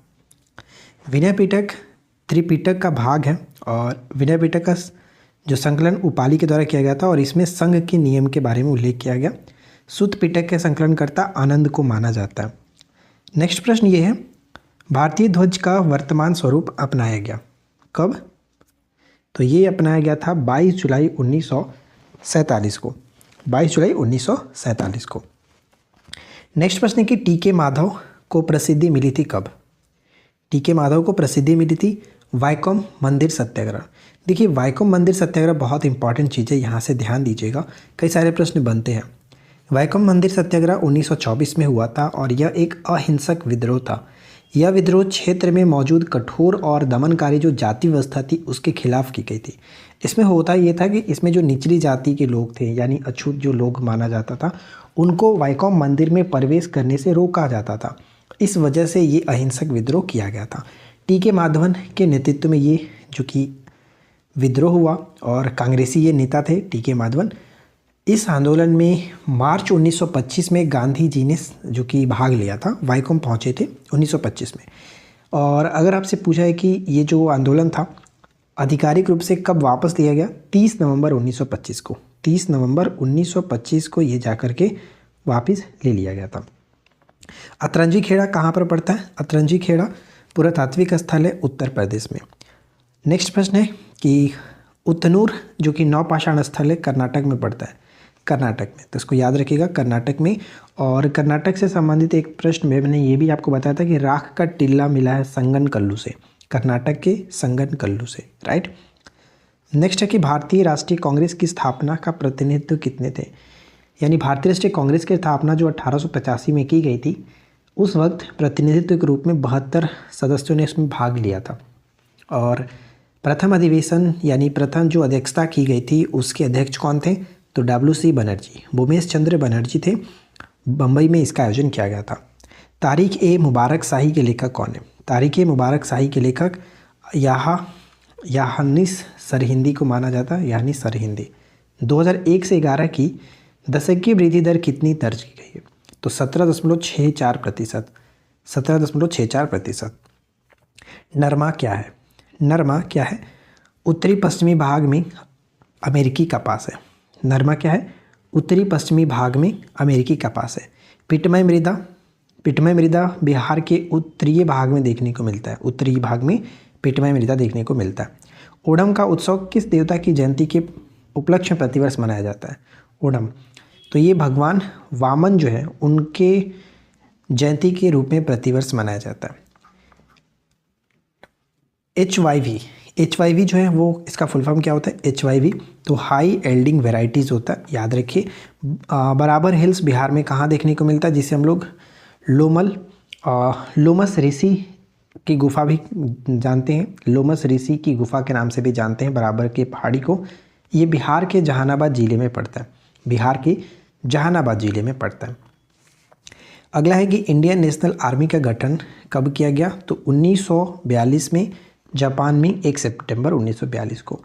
दक्षिण भारत में प्रथम हिंदू गुफा मंदिरों का निर्माण किसने कराया था, दक्षिण भारत में प्रथम हिंदू गुफा मंदिर का निर्माण कराया गया था महेंद्र वर्मन के द्वारा। मामल शैली की शुरुआत किसने की थी, मामल शैली की शुरुआत नरसिंह वर्मन प्रथम ने किया था। महाबलीपुरम के रथ मंदिर का निर्माण इन्होंने कराया मामलपुरम में, और इसी शैली के नाम से कराया था, यानी मामल शैली के नाम से। भारत का स्वर्ण युग, अच्छा नरसिंह वर्मन प्रथम ने तो रथ मंदिर बनवाया, साथ ही साथ कैलाश नाथ और वैंकुट मंदिर जो कि कांची में स्थित है नरसिंह वर्मन द्वितीय ने बनवाया था। ठीक है। भारत का स्वर्ण युग गुप्त काल को माना जाता है। प्रारंभिक वैदिक काल में किस नदी के तट पर दशरथ युद्ध लड़ा गया था, तो ये परुषणी यानी जो रावी नदी था उसके तट पर। किस चीनी यात्री ने भीनमाल की यात्रा की थी, तो देखिए भीनमाल की यात्रा हेनसांग ने किया था, और भीनमाल की जो खोज की थी रत्न चंद्र अग्रवाल के द्वारा की गई थी, और भीनमाल राजस्थान में पड़ता है। और भीनमाल का सर्वप्रथम पहली बार उल्लेख हर्षचरित्र में देखने को मिलता है। अब आप नीचे कमेंट करके बताइए कि हर्षचरित्र की रचना किसने की थी। अमित्रघात के नाम से प्रसिद्ध कौन थे, तो बिंदुसार अमित्रघात के नाम से प्रसिद्ध है। दक्षिण का अशोक के नाम से किसको जाना जाता है, दक्षिण के अशोक अमोघवर्ष प्रथम को माना जाता है, और ये राष्ट्रकूट वंश के शासक थे जिन्होंने कविराज मार्ग की रचना की है कन्नड़ भाषा में, और साथ ही साथ प्रश्नोत्तर रत्नमालिका संस्कृत भाषा में इनकी ही रचना है अमोघवर्ष प्रथम की। दिग्निकाय की बात करें तो ये प्रसिद्ध बौद्ध ग्रंथ है, दिग्निकाय प्रसिद्ध बौद्ध ग्रंथ है, याद रखिएगा। इसके बाद अगला सवाल है कि राष्ट्रीय वन अनुसंधान संस्थान कहाँ पर पड़ता है, देहरादून के अंतर्गत। बगलिहार परियोजना, भारत पाक बगलिहार परियोजना चिनाब नदी पर यह बनाया गया। कुकी जनजाति का संबंध किस राज्य से, कुकी जनजाति हो जाता है मणिपुर के साथ। उत्तरी प्रशांत महासागर के अंतर्राष्ट्रीय तिथि रेखा के विचलन का क्या कारण है, तो एलुसियन जो द्वीप समूह है उसके कारण यहाँ पे विचलन कहा जाता है। अंतर्राष्ट्रीय तिथि रेखा के विचलन का कारण एल्यूसियन जो द्वीप समूह है उसके कारण। ऑस्ट्रेलिया महाद्वीप का सर्वोच्च पर्वत शिखर कौन सा है, तो माउंट कोसेस्क्यू। ऑस्ट्रेलिया महाद्वीप का सर्वोच्च शिखर माउंट कोसेस्क्यू। प्लेट विवर्तनिक सिद्धांत हैरी हेस ने दिया था, हैरी हेस ने। एयरबेस ज्वालामुखी कहाँ पर है, एयरबस ज्वालामुखी अंटार्कटिक महाद्वीप में देखने को मिलता है। उरुग्वे दौर वार्ता किस संगठन के स्थापना के परिणाम स्वरूप हुई थी, उरुग्वे दौर वार्ता जो है वो विश्व व्यापार संगठन की स्थापना के परिणाम स्वरूप हुआ था। नेक्स्ट है कि राजीव गांधी ग्रामीण विद्युतीकरण योजना की शुरुआत कब हुआ, तो 2005 में। अंतर्राष्ट्रीय शांति दिवस 21 सितंबर को प्रत्येक वर्ष। रमन किस राज्य का रंगमंच है, रमन किस राज्य का रंगमंच है, तो उत्तराखंड के गढ़वाल क्षेत्र का, उत्तराखंड के गढ़वाल क्षेत्र। अंकिया नाट ये असम के संबंध है, अंकिया नाट असम से संबंधित है। बेतम चरला पूरा पाषाण कालीन स्थल है, ये पड़ता है आंध्र प्रदेश में कुर्नूल गुफाओं के अंतर्गत गिचलूर में देखने को मिलता है। इसके बाद नेक्स्ट प्रश्न हमारा बनता है कि भीमबेटका और हथनौर कहाँ पर देखने को मिलता है, तो भीमबेटका मध्य प्रदेश, हथनौर मध्य प्रदेश। इनाम गांव और नेवादा जो है ये आपका पड़ता है महाराष्ट्र के अंतर्गत। नेक्स्ट ये बनता है कि कोरतालियार घाटी पड़ता है कहाँ पर, तमिलनाडु में। कोरतालियार घाटी तमिलनाडु के अंतर्गत। रकत ए आलमगीरी की रचना किसने की थी, औरंगजेब ने किया था। चोल वंश का राजस्व अधिकारी को किस नाम से जानते थे, सेरुद्रम के नाम से जानते थे, सेरुद्रम। चोल वंश के राजस्व अधिकारी को सेरुद्रम कहा जाता था। और भूमि कर जो था कड़िका दान।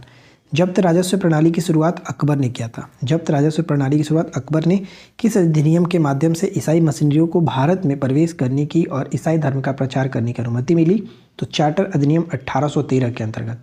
और चार्टर अधिनियम 1813 के अंतर्गत ही प्रत्येक वर्ष शिक्षा पर 1 लाख रुपए खर्च करने की बात कही गई थी। 1919 में दिल्ली में हुए अखिल भारतीय खिलाफत सम्मेलन के अध्यक्ष कौन थे, तो महात्मा गांधी को अध्यक्ष बनाया गया था, और ये आपका नई दिल्ली में हुआ था। अगला प्रश्न, खिलाफत दिवस 17 अक्टूबर 1919 को राजनीतिक सुधार के लिए आंदोलन शुरू करने वाले पहले भारतीय कौन थे। राजनीतिक सुधार के लिए आंदोलन शुरू करने वाले पहले भारतीय राजाराम मोहन राय। इसके बाद देखिए अगला प्रश्न ये है कि शुक्ल यजुर्वेद की संहिता को क्या कहते हैं? तो इसे हम लोग बाज सेनेही के नाम से जानते हैं, बाज सेनेही के नाम से जानते हैं। पशुपालन के साक्ष्य प्राप्त होने लगे मध्य पाषाण काल से, और सबसे पहला आदमगढ़ मध्य प्रदेश के और बागौर राजस्थान के स्थल से प्राप्त हुआ था पशुपालन के साक्ष्य। हुलास नामक सिंधु सभ्यता केंद्र कहाँ स्थित था? हुलास, ये उत्तर प्रदेश के सहारनपुर में देखने को मिलता है। ठीक है, सहारनपुर में देखने को मिलता है। अदीना मस्जिद पडुआ में, पंडुआ, जो कि अदीना मस्जिद पंडुआ पश्चिम बंगाल के सिकंदर शाह ने इसका निर्माण कराया था। रसिक प्रिया किसकी रचना है? तो रसिक प्रिया आचार्य केशव दास की रचना है। और रामचंद्रिका भी और कवि प्रिया, इन तीनों की रचना आचार्य केशव दास ने किया था। रसिक प्रिया और कवि प्रिया हमेशा पूछा जाता रहता है, केशव दास याद रखना है। लाल दरवाज़ा मस्जिद जौनपुर में, खादिल दरवाज़ा गौड़, और 3 दरवाज़ा जो कि अहमदाबाद के अंतर्गत देखने को मिलेगा। ठीक है, नेक्स्ट, किस मुगल शासक के समय में कुछ परगनों को एक में मिलाकर के एक नई चकला का संगठन किया गया था? तो चकला शाहजहां ने।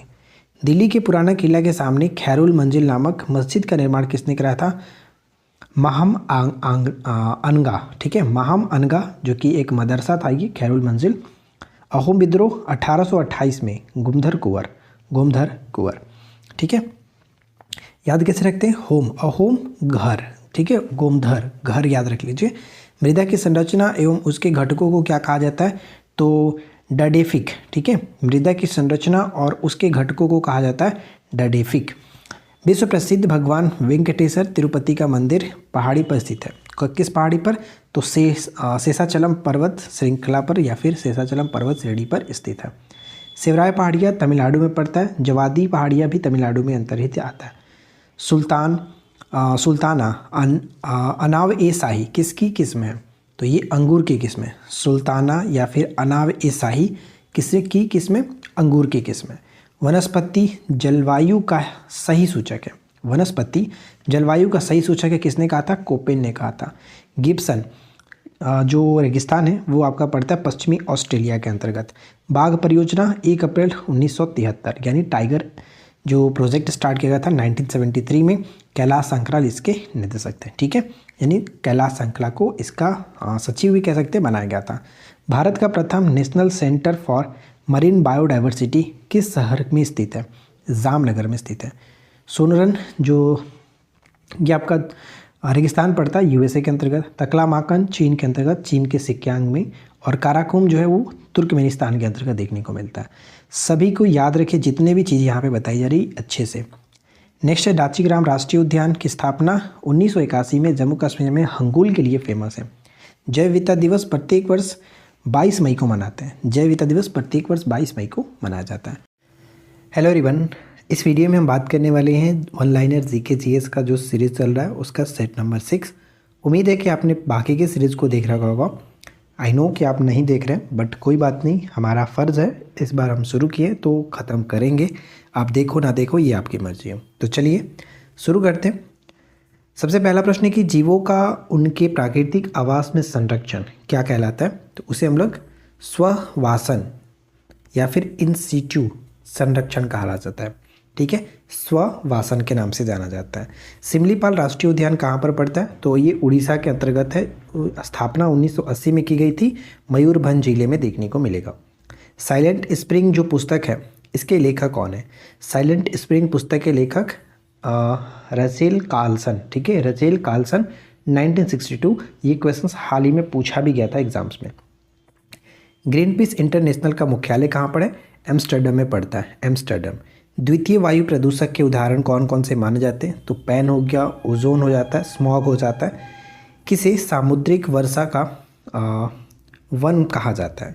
किसे सामुद्रिक वर्षा वन कहा जाता है? तो प्रवालों को कहा जाता है। जलवायु परिवर्तन पर भारत के प्रथम राष्ट्रीय कार्य योजना कब हुआ था? 30 जून 2008 को। 30 जून 2008 को।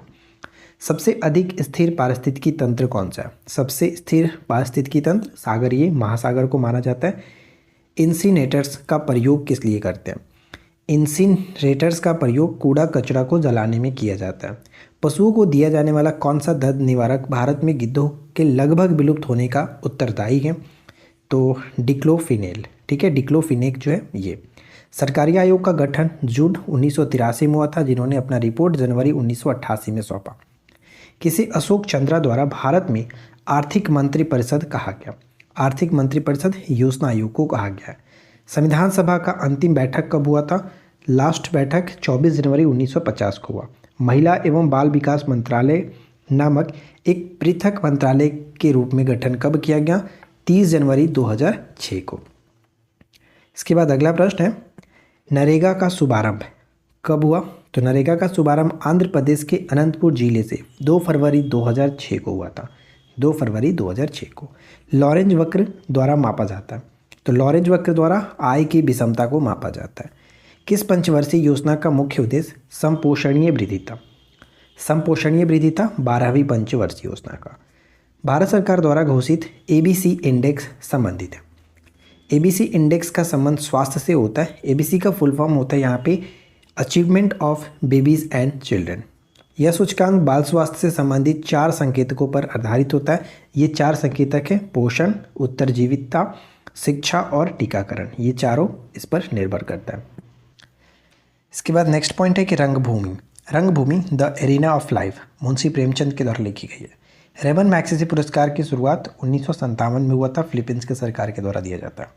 अखिल भारतीय हरिजन सेवक संघ की स्थापना 1932 में हुआ। हरिजन सेवक संघ की स्थापना महात्मा गांधी ने 1932 में किया था। डेमोक्रेट और डिसेंटर्स नामक पुस्तक के लेखक रामचंद्र कुआ। राष्ट्रीय बालिका दिवस प्रत्येक वर्ष 24 जनवरी को मनाते हैं, जबकि अंतर्राष्ट्रीय बालिका दिवस 11 अक्टूबर को मनाया जाता है। ये प्रश्न एग्जाम्स में आया हुआ है। पाथवे टू गॉड नामक पुस्तक के लेखक महात्मा गांधी। हक्की पिक्की और सिद्धि किस राज्य की भाषा है? तो ये कर्नाटक की भाषा है। रुइया गोल्ड कप का संबंध ब्रिज से होता है। रुइया गोल्ड कप का संबंध ब्रिज से होता है। बर्डी, ईगल और अल्बाटॉस शब्दों का उपयोग किस खेल में करते हैं? तो ये गोल्फ में किया जाता है। गिद्धा किस राज्य का लोकप्रिय नृत्य है? तो ये पंजाब का लोक नृत्य है। हमसा दमयंती जो कृति है, इसका संबंध किससे? तो Raja Ravi Varma. Bengal school of art के प्रणेता किसे माना जाता है? अवनींद्रनाथ टैगोर को। अवनींद्रनाथ टैगोर को। भीलों के प्रसिद्ध लोक नाटक का नाम क्या? तो गवरल। गवरल भीलों के प्रसिद्ध लोक नाटक का नाम है। अंतर्राष्ट्रीय स्तर पर हरित क्रांति के जन्मदाता नॉर्मन ई बोरलॉग को कब नोबेल शांति पुरस्कार दिया गया? 1970 में। 1970 में। A brief history of time पुस्तक के लेखक स्टीफन हॉकिंस। 1988 में इन्होंने इस पुस्तक को लिखा था। The accidental prime minister Sanjay बारू 2014 में ये पुस्तक आई थी। उदयगिरी गुहा अभिलेख का संबंध किससे है? उदयगिरी गुहा अभिलेख का संबंध चंद्रगुप्त द्वितीय से। चंद्रगुप्त द्वितीय। अगला प्रश्न है कि दीवाने अमीर कोही, दीवाने कोही या फिर दीवाने अमीर कोही विभाग जो था एक कृषि विभाग था, जिसकी स्थापना मोहम्मद बिन तुगलक ने कराया था। भारत में सांकेतिक मुद्रा का प्रचलन कब हुआ? तो ये मोहम्मद बिन तुगलक ने 1329 से 1330 के बीच में कराया था।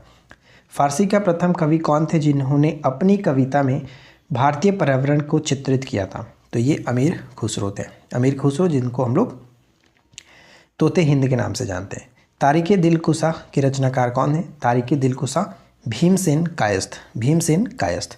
चार चमन जो है किनसे संबंधित है? तो चंद्रभान ब्रह्मन। ठीक है, चंद्रभान ब्रह्मन। रेलवे आयोग 1901 का संबंध किससे? तो Thomas Robertson. Thomas Robertson. Police सुधार आयोग Andrews Fraser. Andrews Fraser. Kallar जनजाति का संबंध किस से है? तो मदुरई से। कल्लार जनजाति का संबंध मदुरई से। नेहरू रिपोर्ट 1928 में पेश किया गया। अगस्त प्रस्ताव 1940 में। क्रिप्स मिशन 1942 में और बेवेल योजना 1945 में। इसके बाद अगला सवाल है कि अवध का अंग्रेजों द्वारा विलय किस वर्ष किया गया? अवध का अंग्रेजों द्वारा विलय 1856 में किया गया। प्रथम एंग्लो सिख युद्ध कब हुआ? तो 1845 से 1846 में। सुधारक समाचार पत्र किसका संबंध है? गोपाल कृष्ण गोखले। सुधारक समाचार पत्र का संबंध गोपाल कृष्ण गोखले से। संथाल विद्रोह कब हुआ? 1855 से 1856 में। एल्बर्ट बिल विवाद जो कि 1883 में। इसके बाद अगला प्रश्न है कि किन्हें बम्बई त्रिमूर्ति के नाम से जाना जाता है? तो बम्बई त्रिमूर्ति के नाम से फिरोज शाह मेहता, केटी तैलंग, बदरुद्दीन तैबजी तीनों ने मिलकर के 1885 में बॉम्बे प्रेसिडेंसी एसोसिएशन की स्थापना की थी, इसलिए इनको बम्बई त्रिमूर्ति के नाम से जाना जाता है। सत्यार्थ प्रकाश के रचनाकार कौन है? दयानंद सरस्वती। युगांतर समाचार पत्र के संपादक भूपेंद्र नाथ दत्त और वरिंद्र कुमार। दसाई लियाकत समझौता, देसाई लियाकत समझौता 1945 में हुआ था। एशियाटिक सोसाइटी ऑफ बंगाल की स्थापना 1784 में। बन्नी चारागाह जो है वो कहाँ पर देखने को मिलेगा? बन्नी घास का स्थल अभी हाल ही में फेमस भी है, ये गुजरात में। बग्याल चारागाह उत्तराखंड के अंतर्गत देखने को मिलता है। पहलगांव जम्मू कश्मीर में देखने को मिलेगा, पहलगांव जम्मू कश्मीर में। नेक्स्ट पॉइंट है कि कोल बांध परियोजना सतलज नदी पर हिमाचल प्रदेश में बनाया गया।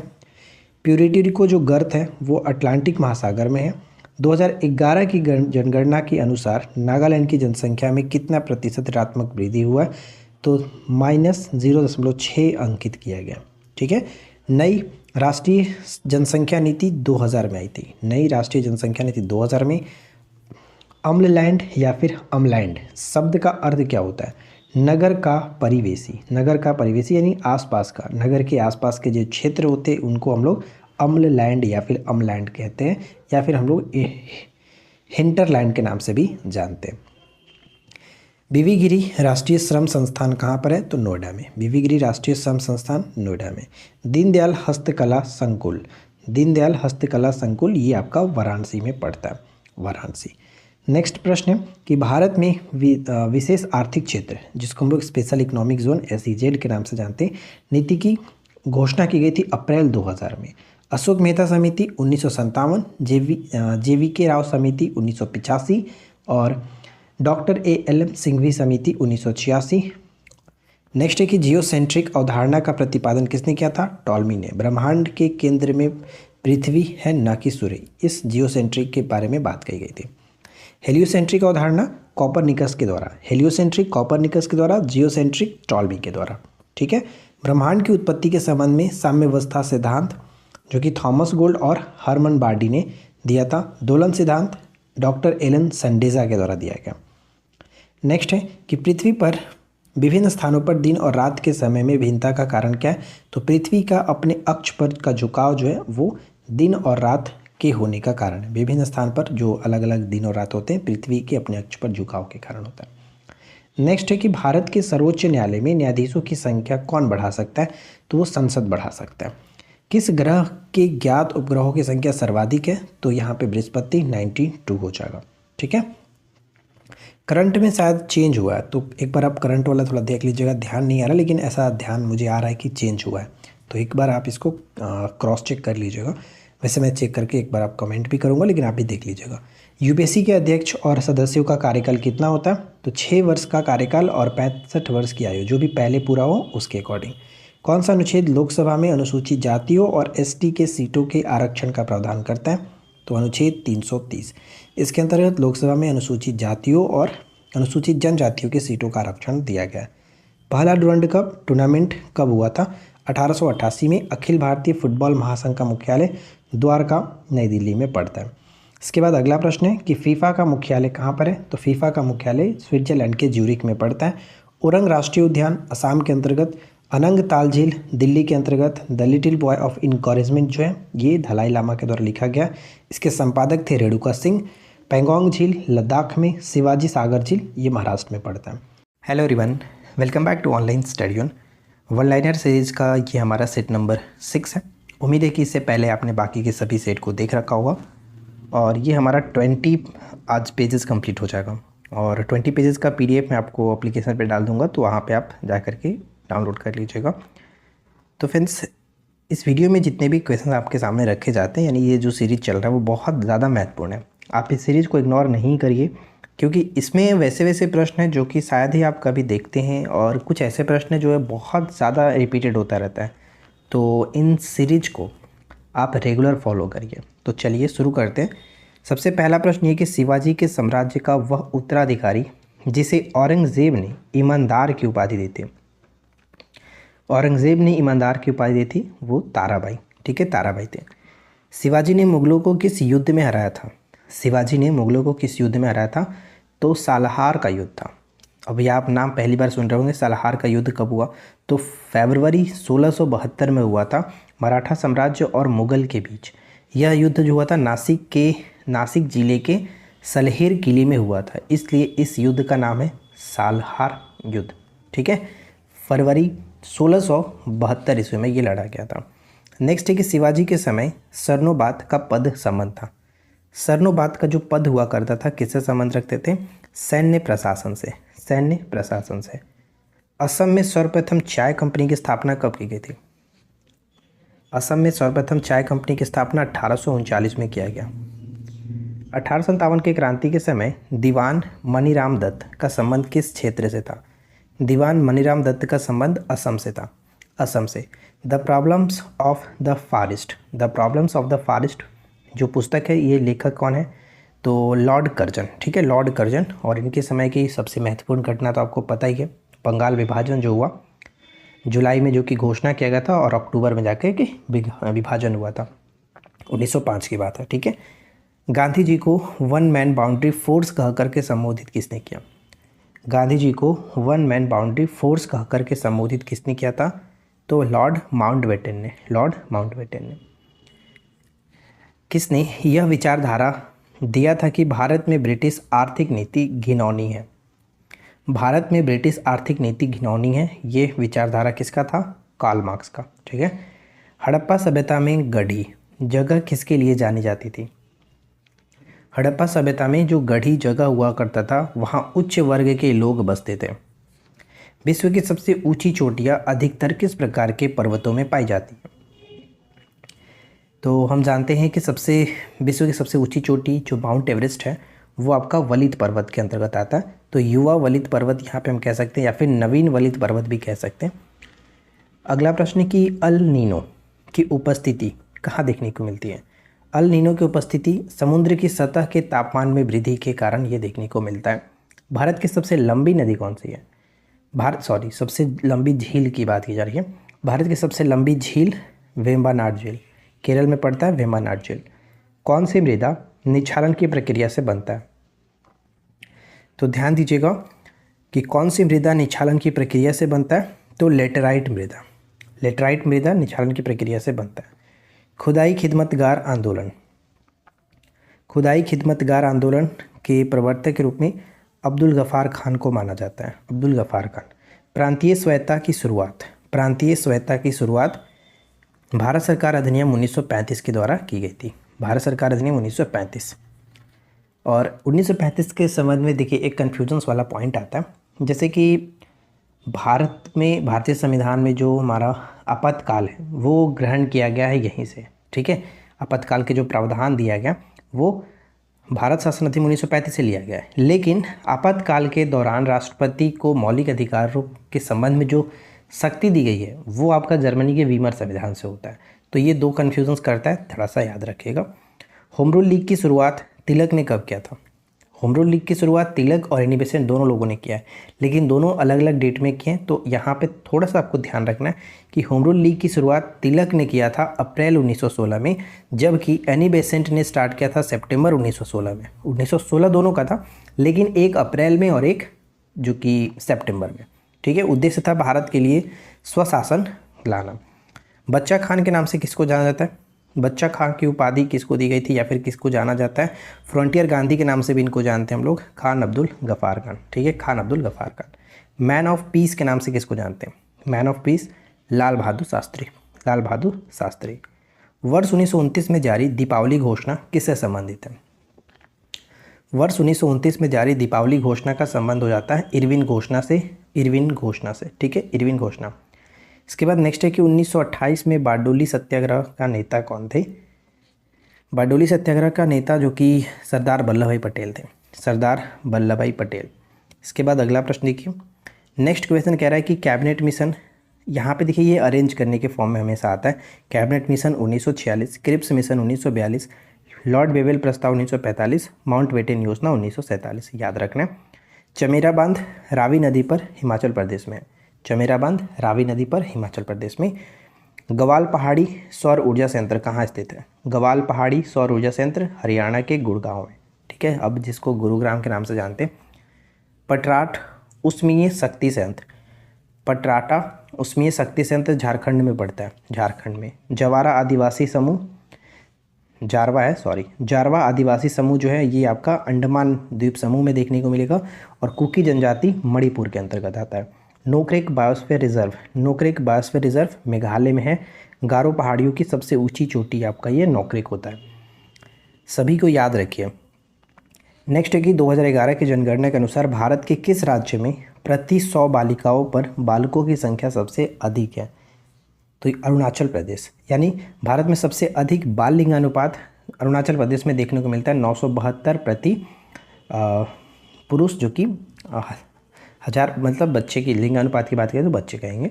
केंद्र शासित प्रदेशों में ये जो आंकड़ा देखने को मिलेगा सबसे अधिक आपका अंडमान निकोबार द्वीप समूह में। हरियाणा में सबसे कम बाल लिंगानुपात है, वैसे भी लिंगानुपात हरियाणा में सबसे कम है। किस भाग में केंद्र और राज्यों के बीच वित्तीय संबंधों का वर्णन है? किस भाग में केंद्र और राज्यों के बीच वित्तीय संबंधों का वर्णन? तो भाग 12 अनुच्छेद 268 से 93 के बीच। अगला सवाल कह रहा है कि केंद्रीय भारतीय भाषा संस्थान कहाँ स्थित है? केंद्रीय भारतीय भाषा संस्थान पड़ता है मैसूर में, जिसकी स्थापना जुलाई 1969 में की गई थी। और मैसूर के अंतर्गत केंद्रीय खाद्य प्रौद्योगिकी संस्थान भी हम जानते हैं। केंद्रीय खाद्य प्रौद्योगिकी संस्थान ये एग्जाम्स में हमेशा आता रहता है। अगला है कि केंद्रीय उच्च तिब्बती शैक्षिक संस्थान। देखिए नाम से कंफ्यूज कर सकते हैं आप कि तिब्बती है तो आप डेफिनेटली सोचेंगे कि ये नॉर्थ ईस्ट में ही होगा ना कहीं, लेकिन ये वाराणसी के अंतर्गत पड़ता है। केंद्रीय उच्च तिब्बती शैक्षिक संस्थान वाराणसी में। भारत का लक्ष्य किस वर्ष तक भूमि क्षरण तटस्थता हासिल करना है? भारत का लक्ष्य किस वर्ष तक भूमि क्षरण तटस्थता हासिल करना? तो 2030 तक। बागियो चक्रवात फिलीपींस में आता। तैफू जो है वो जापान के साथ संबंध है और विली विली जो है वो ऑस्ट्रेलिया के साथ संबंध रखता है। तालचेर कोयला क्षेत्र महानदी घाटी में देखने को मिलेगा। तालचेर महानदी घाटी में। कर्णपुरा कोयला क्षेत्र दामोदर घाटी के अंतर्गत और सिंगरेनी कोयला क्षेत्र गोदावरी घाटी के अंतर्गत देखने को मिलेगा। तीनों याद रखिए। नेक्स्ट आता है मोरीबंद डेल्टा किस डेल्टा का उपखंड है? मोरीबंद डेल्टा जो है किस डेल्टा का उपखंड है? तो बंगाल डेल्टा का। मनसबदारी व्यवस्था किसने स्टार्ट किया था? मनसबदारी व्यवस्था को अकबर के द्वारा जागीरदारी व्यवस्था के स्थान पर शुरू किया गया था। The rise and growth of economy nationalism in India किसके द्वारा लिखा गया? तो बिपिन चंद्रा के द्वारा लिखा गया, बिपिन चंद्रा के द्वारा। और अगर आपने बाकी के वीडियोज़ को नहीं देखा है तो मैं आपको रिकमेंड करूँगा कि सभी वीडियोज़ को ज़रूर चेकआउट कर लीजिएगा। सबसे पहला है कि आकस्मिकता निधि जो है वो किस अनुच्छेद में? तो 267 अनुच्छेद में आपको देखने को मिलेगा। किसने मूल अधिकारों को हमारे लोगों के लिए एक प्रतिज्ञा तथा सभ्य विश्व के साथ किया गया समझौता कहा था? तो डॉक्टर सर्वपल्ली राधाकृष्णन ने कहा था। ध्यान दीजिए इनसे जुड़ी दो चीज़ें, जैसे कि 1931 में इनको नाइटहुड की उपाधि भी दी गई थी और 1954 में भारत रत्न से भी नवाजा इनको गया है। भारतीय संविधान में राज्यों का एक संघ की अवधारणा किससे ग्रहित है? तो ब्रिटिश उत्तर अमेरिकी अधिनियम से ये ग्रहित किया गया था। लोकसभा की बैठक का गठन के लिए कोरम कितने होने चाहिए? तो लोकसभा के बैठक के लिए जो कोरम होना चाहिए 10वां हिस्सा होना चाहिए। सदन के कुल सदस्यों का 10वां हिस्सा, या फिर हम कह सकते हैं कि 55 सदस्य होने चाहिए, क्योंकि 550 के 1/10 55 सदस्य होने चाहिए। असंगठित श्रमिक सामाजिक सुरक्षा अधिनियम पारित कब किया गया था? 2008 के अंतर्गत पारित किया गया। अंतर्राज्य परिषद का स्थापना कब हुआ था? तो अंतर्राज्य परिषद की स्थापना सरकारिया आयोग की सिफारिश पर 1990 में इसका गठन किया गया था। और अनुच्छेद की बात करें तो 263 अनुच्छेद के अंतर्गत अंतर्राज्य परिषद की स्थापना, इसका संबंध मतलब 263 अनुच्छेद के अंतर्गत है। सरकारी आयोग का गठन की बात करें तो 1983 में इसका गठन किया गया। नेक्स्ट प्रश्न है कि भारत एक अर्धसंघीय राज्य है, ये किसने कहा था? भारत एक अर्धसंघीय राज्य ये कहा गया था केसी वियर के द्वारा, केसी वियर के द्वारा। प्रबंधन में श्रमिकों की भागीदारी, प्रबंधन में श्रमिकों की भागीदारी राज्य के नीतिशक तत्वों के अंतर्गत आता है, तो किस अनुच्छेद में है? तो 43 के फर्स्ट के साथ, 43 के ए कह सकते हैं। किस मंदिर को विदर्भ का खजुराहो के रूप में जानते हैं? किस मंदिर को विदर्भ का खजुराहो के रूप में जाना जाता है? तो मरकडेश्वर जो मंदिर है महाराष्ट्र में, इसे हम लोग विदर्भ का खजुराहो के रूप में जानते हैं। मगधेचु विद्युत संयंत्र किस राज्य में, किस देश में पड़ता है? मगधेचु विद्युत संयंत्र भूटान के अंतर्गत आता है, भूटान के अंतर्गत। दुनिया का पहला 100% जैविक राज्य कौन बना है? दुनिया का पहला 100% जैविक राज्य बना है सिक्किम और केंद्र शासित प्रदेश में लक्षद्वीप हो जाता है। 2016 में इसको घोषित किया गया था। किस क्षेत्र में दुर्लभ उपलब्धि के लिए ग्लोबल 500 पुरस्कार दिया जाता है? ग्लोबल 500 पुरस्कार पर्यावरण संरक्षण के लिए दिया जाता है। अब यहाँ पे 3 प्रश्न मैं आपको बताता हूँ जो कि हमेशा पूछा जाता है और इसको आप अच्छे से याद कर लीजिएगा। उज्बेकिस्तान की राजधानी, ताजिकिस्तान की राजधानी, किर्गिस्तान की राजधानी। तीनों कंफ्यूज भी करता है तो अच्छे से याद रखिए। उज्बेकिस्तान ताशकंद होता है, यानी अगर आप उबने लगी तो फिर ताश खेलना स्टार्ट कर दिए। जैसे कि गाँव में क्या होता है, बुजुर्ग लोग आज भी आपको देखने को मिलता होगा कि जब वो दोपहर में बोर होते हैं तो ग्रुप मिल करके ताश खेलते हैं, यानी उबने लगो तो ताश खेलते हैं। ठीक है, उबाऊ, इस तरह से उबाऊ यानी उज्बेकिस्तान, उज्बेकिस्तान, उब ताश। ठीक है, दोनों आप याद रहेगा तो कन्फ्यूज़न नहीं होगा। देखो यहाँ से अब ताजिकिस्तान दुशानबे, यानी ताज़ा, दुशानबे से दूध, ताज़ा दूध। क्लियर। और किर्गिस्तान, किर्गिस्तान मतलब किंग, किर्गिस्तान से आप किंग समझ लो। और बिस्केक, यानी किंग लोगों का जब बर्थडे होगा, यानी किंग राजा का बर्थडे होगा तो 20 केक, 1-2 केक नहीं 20 केक कटेंगे। तो किंग, किर्गिस्तान से किंग और बिस्केक। ठीक है, अब आप नहीं भूलेंगे, आई होप कि ये चीज़ याद हो जाएगा। सतपुड़ा पर्वतमाला की सबसे ऊंची चोटी कौन सी है? सतपुड़ा की सबसे ऊंची चोटी धूपगढ़ होता है, धूपगढ़। मणिपुर पहाड़ियों से घिरा इम्फाल बेसिन किसका एक अच्छा उदाहरण है? तो सरोवरी मैदान का एक अच्छा उदाहरण माना जाता है। किस प्राकृतिक क्षेत्र को बड़े खेलों की भूमि के रूप में जानते हैं? किस प्राकृतिक क्षेत्र को बड़े खेलों की भूमि के रूप में जाना जाता है? उष्णकटिबंधीय सवाना क्षेत्र को, उष्णकटिबंधीय सवाना क्षेत्र को। जजाऊ का युद्ध कब हुआ? 12 जून 1707, 12 जून 1707। तबकात नासरी के लेखक कौन है? तो मिनहाज उस सिराज, इंपॉर्टेंट है।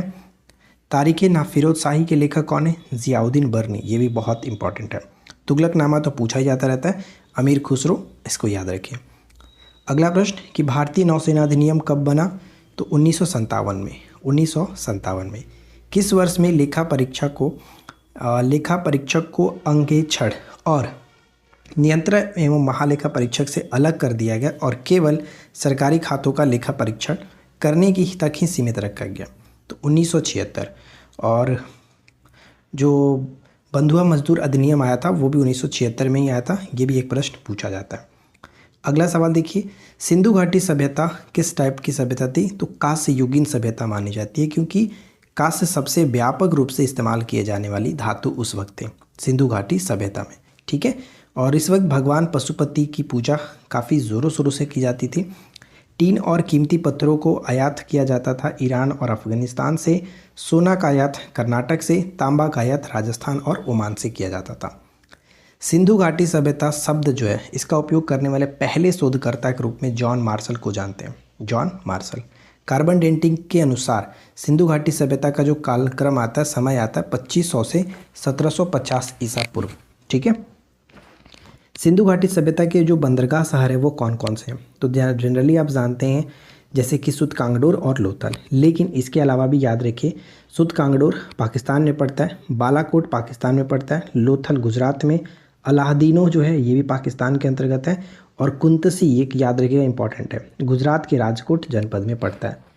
यानी भारत के अंतर्गत एक तो आपका लोथल और कुंतसी दोनों याद रखिए, दोनों गुजरात के अंतर्गत आता है। मिशन कुशल कर्मी का शुभारंभ मनीष सिसोदिया के द्वारा कराया गया था। प्रधानमंत्री जनधन योजना की शुरुआत कब की गई? 28 अगस्त 2014 को, 28 अगस्त 2014 को।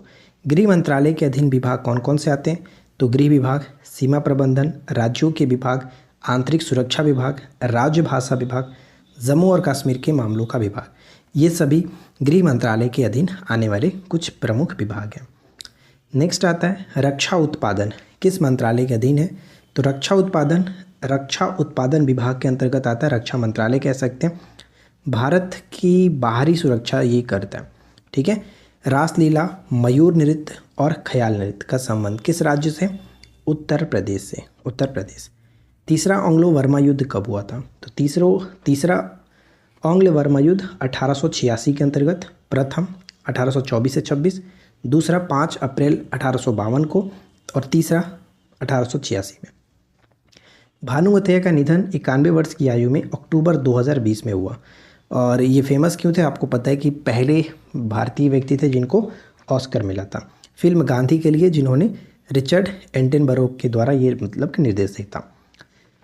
गुलिवर्स ट्रेवल्स के लेखक कौन है? Jonathan Swift. Jonathan Swift. Bharat का सबसे महत्वपूर्ण लघु उद्योग कौन सा है? तो हैंडलूम उद्योग, हथकरघा उद्योग, जो कि 7 अगस्त को मनाते हैं हम लोग हथकरघा दिवस। कृषि के बाद दूसरा सबसे बड़ा क्षेत्र माना जाता है हैंडलूम उद्योग को। चलिए इसके बाद नेक्स्ट क्वेश्चन, अगला प्रश्न कि ईरान का राष्ट्रीय खेल क्या है? तो ईरान का राष्ट्रीय खेल फ्री स्टाइल कुश्ती, फ्री स्टाइल कुश्ती। नेक्स्ट पेज नंबर 23, रोमन साम्राज्य का हृदय किसको मानते हैं? तो भूमध्य सागर को रोमन साम्राज्य का हृदय माना जाता है। 1833 चार्टर अधिनियम कब पारित किया गया? तो 28 अगस्त 1833 को ये पारित हुआ। इंपॉर्टेंट रहेगा क्योंकि अब आपको पता है कि मॉडर्न हिस्ट्री में जो भी चीज़ पूछी जाती है वो डेट के साथ पूछा जाता है, तो जितने भी चीज़ें आप पढ़ें उनको डेट के साथ याद रखने की कोशिश करें। और 1833 की सबसे खास बात तो आपको पता ही है कि बंगाल के गवर्नर जनरल का पद नाम को बदल करके भारत के गवर्नर जनरल कर दिया गया था। ठीक है, ड्यूस शब्द की बात करें तो इसका संबंध किस खेल से? एक तो टेनिस, दूसरा बैडमिंटन। ठीक है, ड्यूस शब्द टेनिस और badminton. Cape of Good Hope पड़ता है अफ्रीका में, Cape of Good Hope Africa में। फ्रेंच ईस्ट इंडिया कंपनी की स्थापना 1664 में की गई थी। फ्रेंच ईस्ट इंडिया कंपनी की स्थापना 1664 में। मानगढ़ आंदोलन का संबंध जो कि कहाँ से? तो देखिए इससे जुड़ी 2-3 चीज़ें हैं। सबसे पहले तो 17 नवंबर 1913 की घटना है। गुजरात राजस्थान की सीमा पर ये मानगढ़ पड़ता है। राजस्थान के बांसवाड़ा जिले की बात है, मतलब राजस्थान में, तो ये इस जिले के अंतर्गत आएगा। इसे हम लोग आदिवासी जलियांवाला के नाम से भी जानते हैं। जलियांवाला बाग हत्याकांड तो 1919 में हुआ था, लेकिन अगर आप इसको बात करें मानगढ़ आंदोलन, तो इसे हम लोग आदिवासी जलियांवाला के नाम से जानते हैं, जो कि 1913 की घटना है। ठीक है, तिब्बत में बौद्ध धर्म के प्रचार करने वाले बौद्ध भिक्षु कौन थे? तो पद्म संभव इनका नाम है। पद्म संभव तिब्बत में बौद्ध धर्म का प्रचार प्रसार इन्होंने किया था। योगाकारा संप्रदाय के संस्थापक किसको माना जाता है? योगकारा संप्रदाय के संस्थापक असंग को मानते हैं, जो कि एक बौद्ध दार्शनिक थे। बौद्ध दार्शनिक थे। बौद्ध धर्म के किस संप्रदाय में भगवान के बिना धर्म के रूप में परिभाषित करता है, यानी कर्म भगवान की जगह लेता है? तो कर्म भगवान की जगह लेता है हीनयान। हीनयान, ठीक है। हीनयान जो है बौद्धों ने पाली भाषा का प्रयोग किया। हीनयान में बौद्धों ने पाली भाषा का प्रयोग किया। और महायान को महाचक्र के रूप में भी जानते हैं। महायान को महाचक्र के रूप में भी जानते हैं। ईरान के बारे में कुछ चीज़ें दी गई, जैसे पश्चिमी एशिया का एक देश है। इसकी सीमा पश्चिम में इराक और तुर्की से लगता है, उत्तर पश्चिम में अजरबैजान और आर्मेनिया से लगता है। और ये ईरान जो है अपनी सीमा कैस्पियन सागर से भी साझा करता है। वित्त आयोग किस प्रकार का निकाय है? तो वित्त आयोग एक प्रकार का संवैधानिक निकाय है, क्योंकि इसकी चर्चा अनुच्छेद 280 में की जाती है। प्रत्येक 5 वर्षों पर राष्ट्रपति के द्वारा वित्त आयोग का गठन किया जाता है, जिसमें 4 सदस्य, 1 अध्यक्ष होते हैं। ये सब चीज़ आपको पता होगा। 14वें वित्त आयोग की बात करें तो 14वें वित्त आयोग का अध्यक्ष थे वाई वी रेड्डी। 15वें वित्त आयोग के अध्यक्ष थे नंद किशोर सिंह, जिनको एन.के. सिंह के नाम से जानते हैं। और हाल ही में करंट में 2023 की बात करें, जो कि आपका ये दिसंबर 2023 में 16वें वित्त आयोग के अध्यक्ष की घोषणा की गई, जो कि अरविंद पनगड़िया रहेंगे। ठीक है। भारत के प्रथम वित्त आयोग की बात करें तो के.सी. नियोगी थे, और वित्त आयोग का गठन 1951 में किया गया था। भारत में दलविहीन लोकतंत्र की परिकल्पना जयप्रकाश नारायण को दिया जाता है, और जयप्रकाश नारायण को भारत रत्न से नवाजा गया था 1999 में। कब? 1999 में। ठीक है। अगला प्रश्न देखिए कि 1232 में ग्वालियर अभियान के बाद विजय की स्मृति में एक स्मरणीय सिक्का जारी किया गया था। इस पर इल्तुतमिश के साथ और किसका नाम उत्कीर्ण था? तो इल्तुतमिश के साथ उसकी पुत्री रजिया सुल्तान का नाम उत्कीर्ण कराया गया था। अब अगला प्रश्न है कि नील नदी का अधिकांश भाग किस देश में आता है? तो नील नदी का अधिकांश भाग मिस्र के अंतर्गत आता है। और नील नदी की सहायक नदियों की बात करें तो 2 सहायक नदियाँ हैं। एक तो आपका वाइट नील के नाम से जानते हैं, और एक होता है आपका ब्लू नील। वाइट नील जो नदी है वो विक्टोरिया झील से निकलती है। ब्लू नील जो है वो इथोपिया से निकलता है। और मिस्र को नील नदी की देन के रूप में भी हम जानते हैं। ठीक है फ्रेंड्स, सबसे पहला प्रश्न देखिए, नेशनल हेराल्ड समाचार पत्र। नेशनल हेराल्ड समाचार पत्र किसके द्वारा संपादित किया जाता था? तो जवाहरलाल नेहरू जी के द्वारा, JLN। नेक्स्ट है कि मनसबदारी व्यवस्था में 1/3 के स्थान पर 1/3 मनसबदारी व्यवस्था में 1/3 और 1/4 का नियम किसने लगाया था? शाहजहाँ ने लगाया था। मनसबदारी व्यवस्था को तो स्टार्ट अकबर के द्वारा किया गया था, लेकिन इसमें 1/3 और 1/4 जो नियम लगाया गया वो शाहजहाँ के द्वारा लगाया गया था। औरंगजेब के शासनकाल के दौरान मनसबदार की जो संख्या थी उसमें वृद्धि कर दी गई, जिसके कारण जागीरदारी और संकट मतलब कि जागीरदारी और कृषि संकट पैदा हुई, और जिसके कारण मनसबदारी व्यवस्था का पतन हो गया था। यानी अगर आपसे यहाँ पे क्वेश्चंस पूछा जाए कि मनसबदारी व्यवस्था का पतन किस मुगल शासक के समय में हुआ, तो औरंगजेब, ये ध्यान रखिएगा। इसके बाद नेक्स्ट प्रश्न बनता है कि कुतुब शाही मकबरा कहाँ स्थित है। कुतुब शाही मकबरा तेलंगाना के इब्राहिम बाग में स्थित है। इब्राहिम बाग में स्थित है और इसे 1602 ईस्वी में कंप्लीट कराया गया था। ठीक है, कुतुब शाही मकबरा। नेक्स्ट है कि बलबन का मकबरा या फिर हुमायूं का मकबरा कहाँ स्थित है।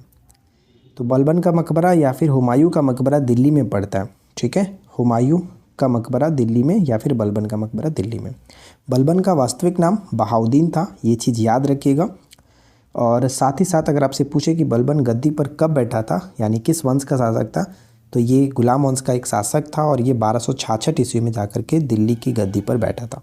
ठीक है, एक प्रश्न और पूछा जा सकता है कि नीला गुंबद कहाँ स्थित है। तो ध्यान रखिएगा, नीला गुंबद दिल्ली में पड़ता है। हुमायूं के मकबरे का जो यूपर का भाग है वो आपका नीला कलर का है, इसलिए नीला गुंबद के नाम से इसको जाना जाता है। यूनेस्को का मुख्यालय कहाँ स्थित है, पेरिस।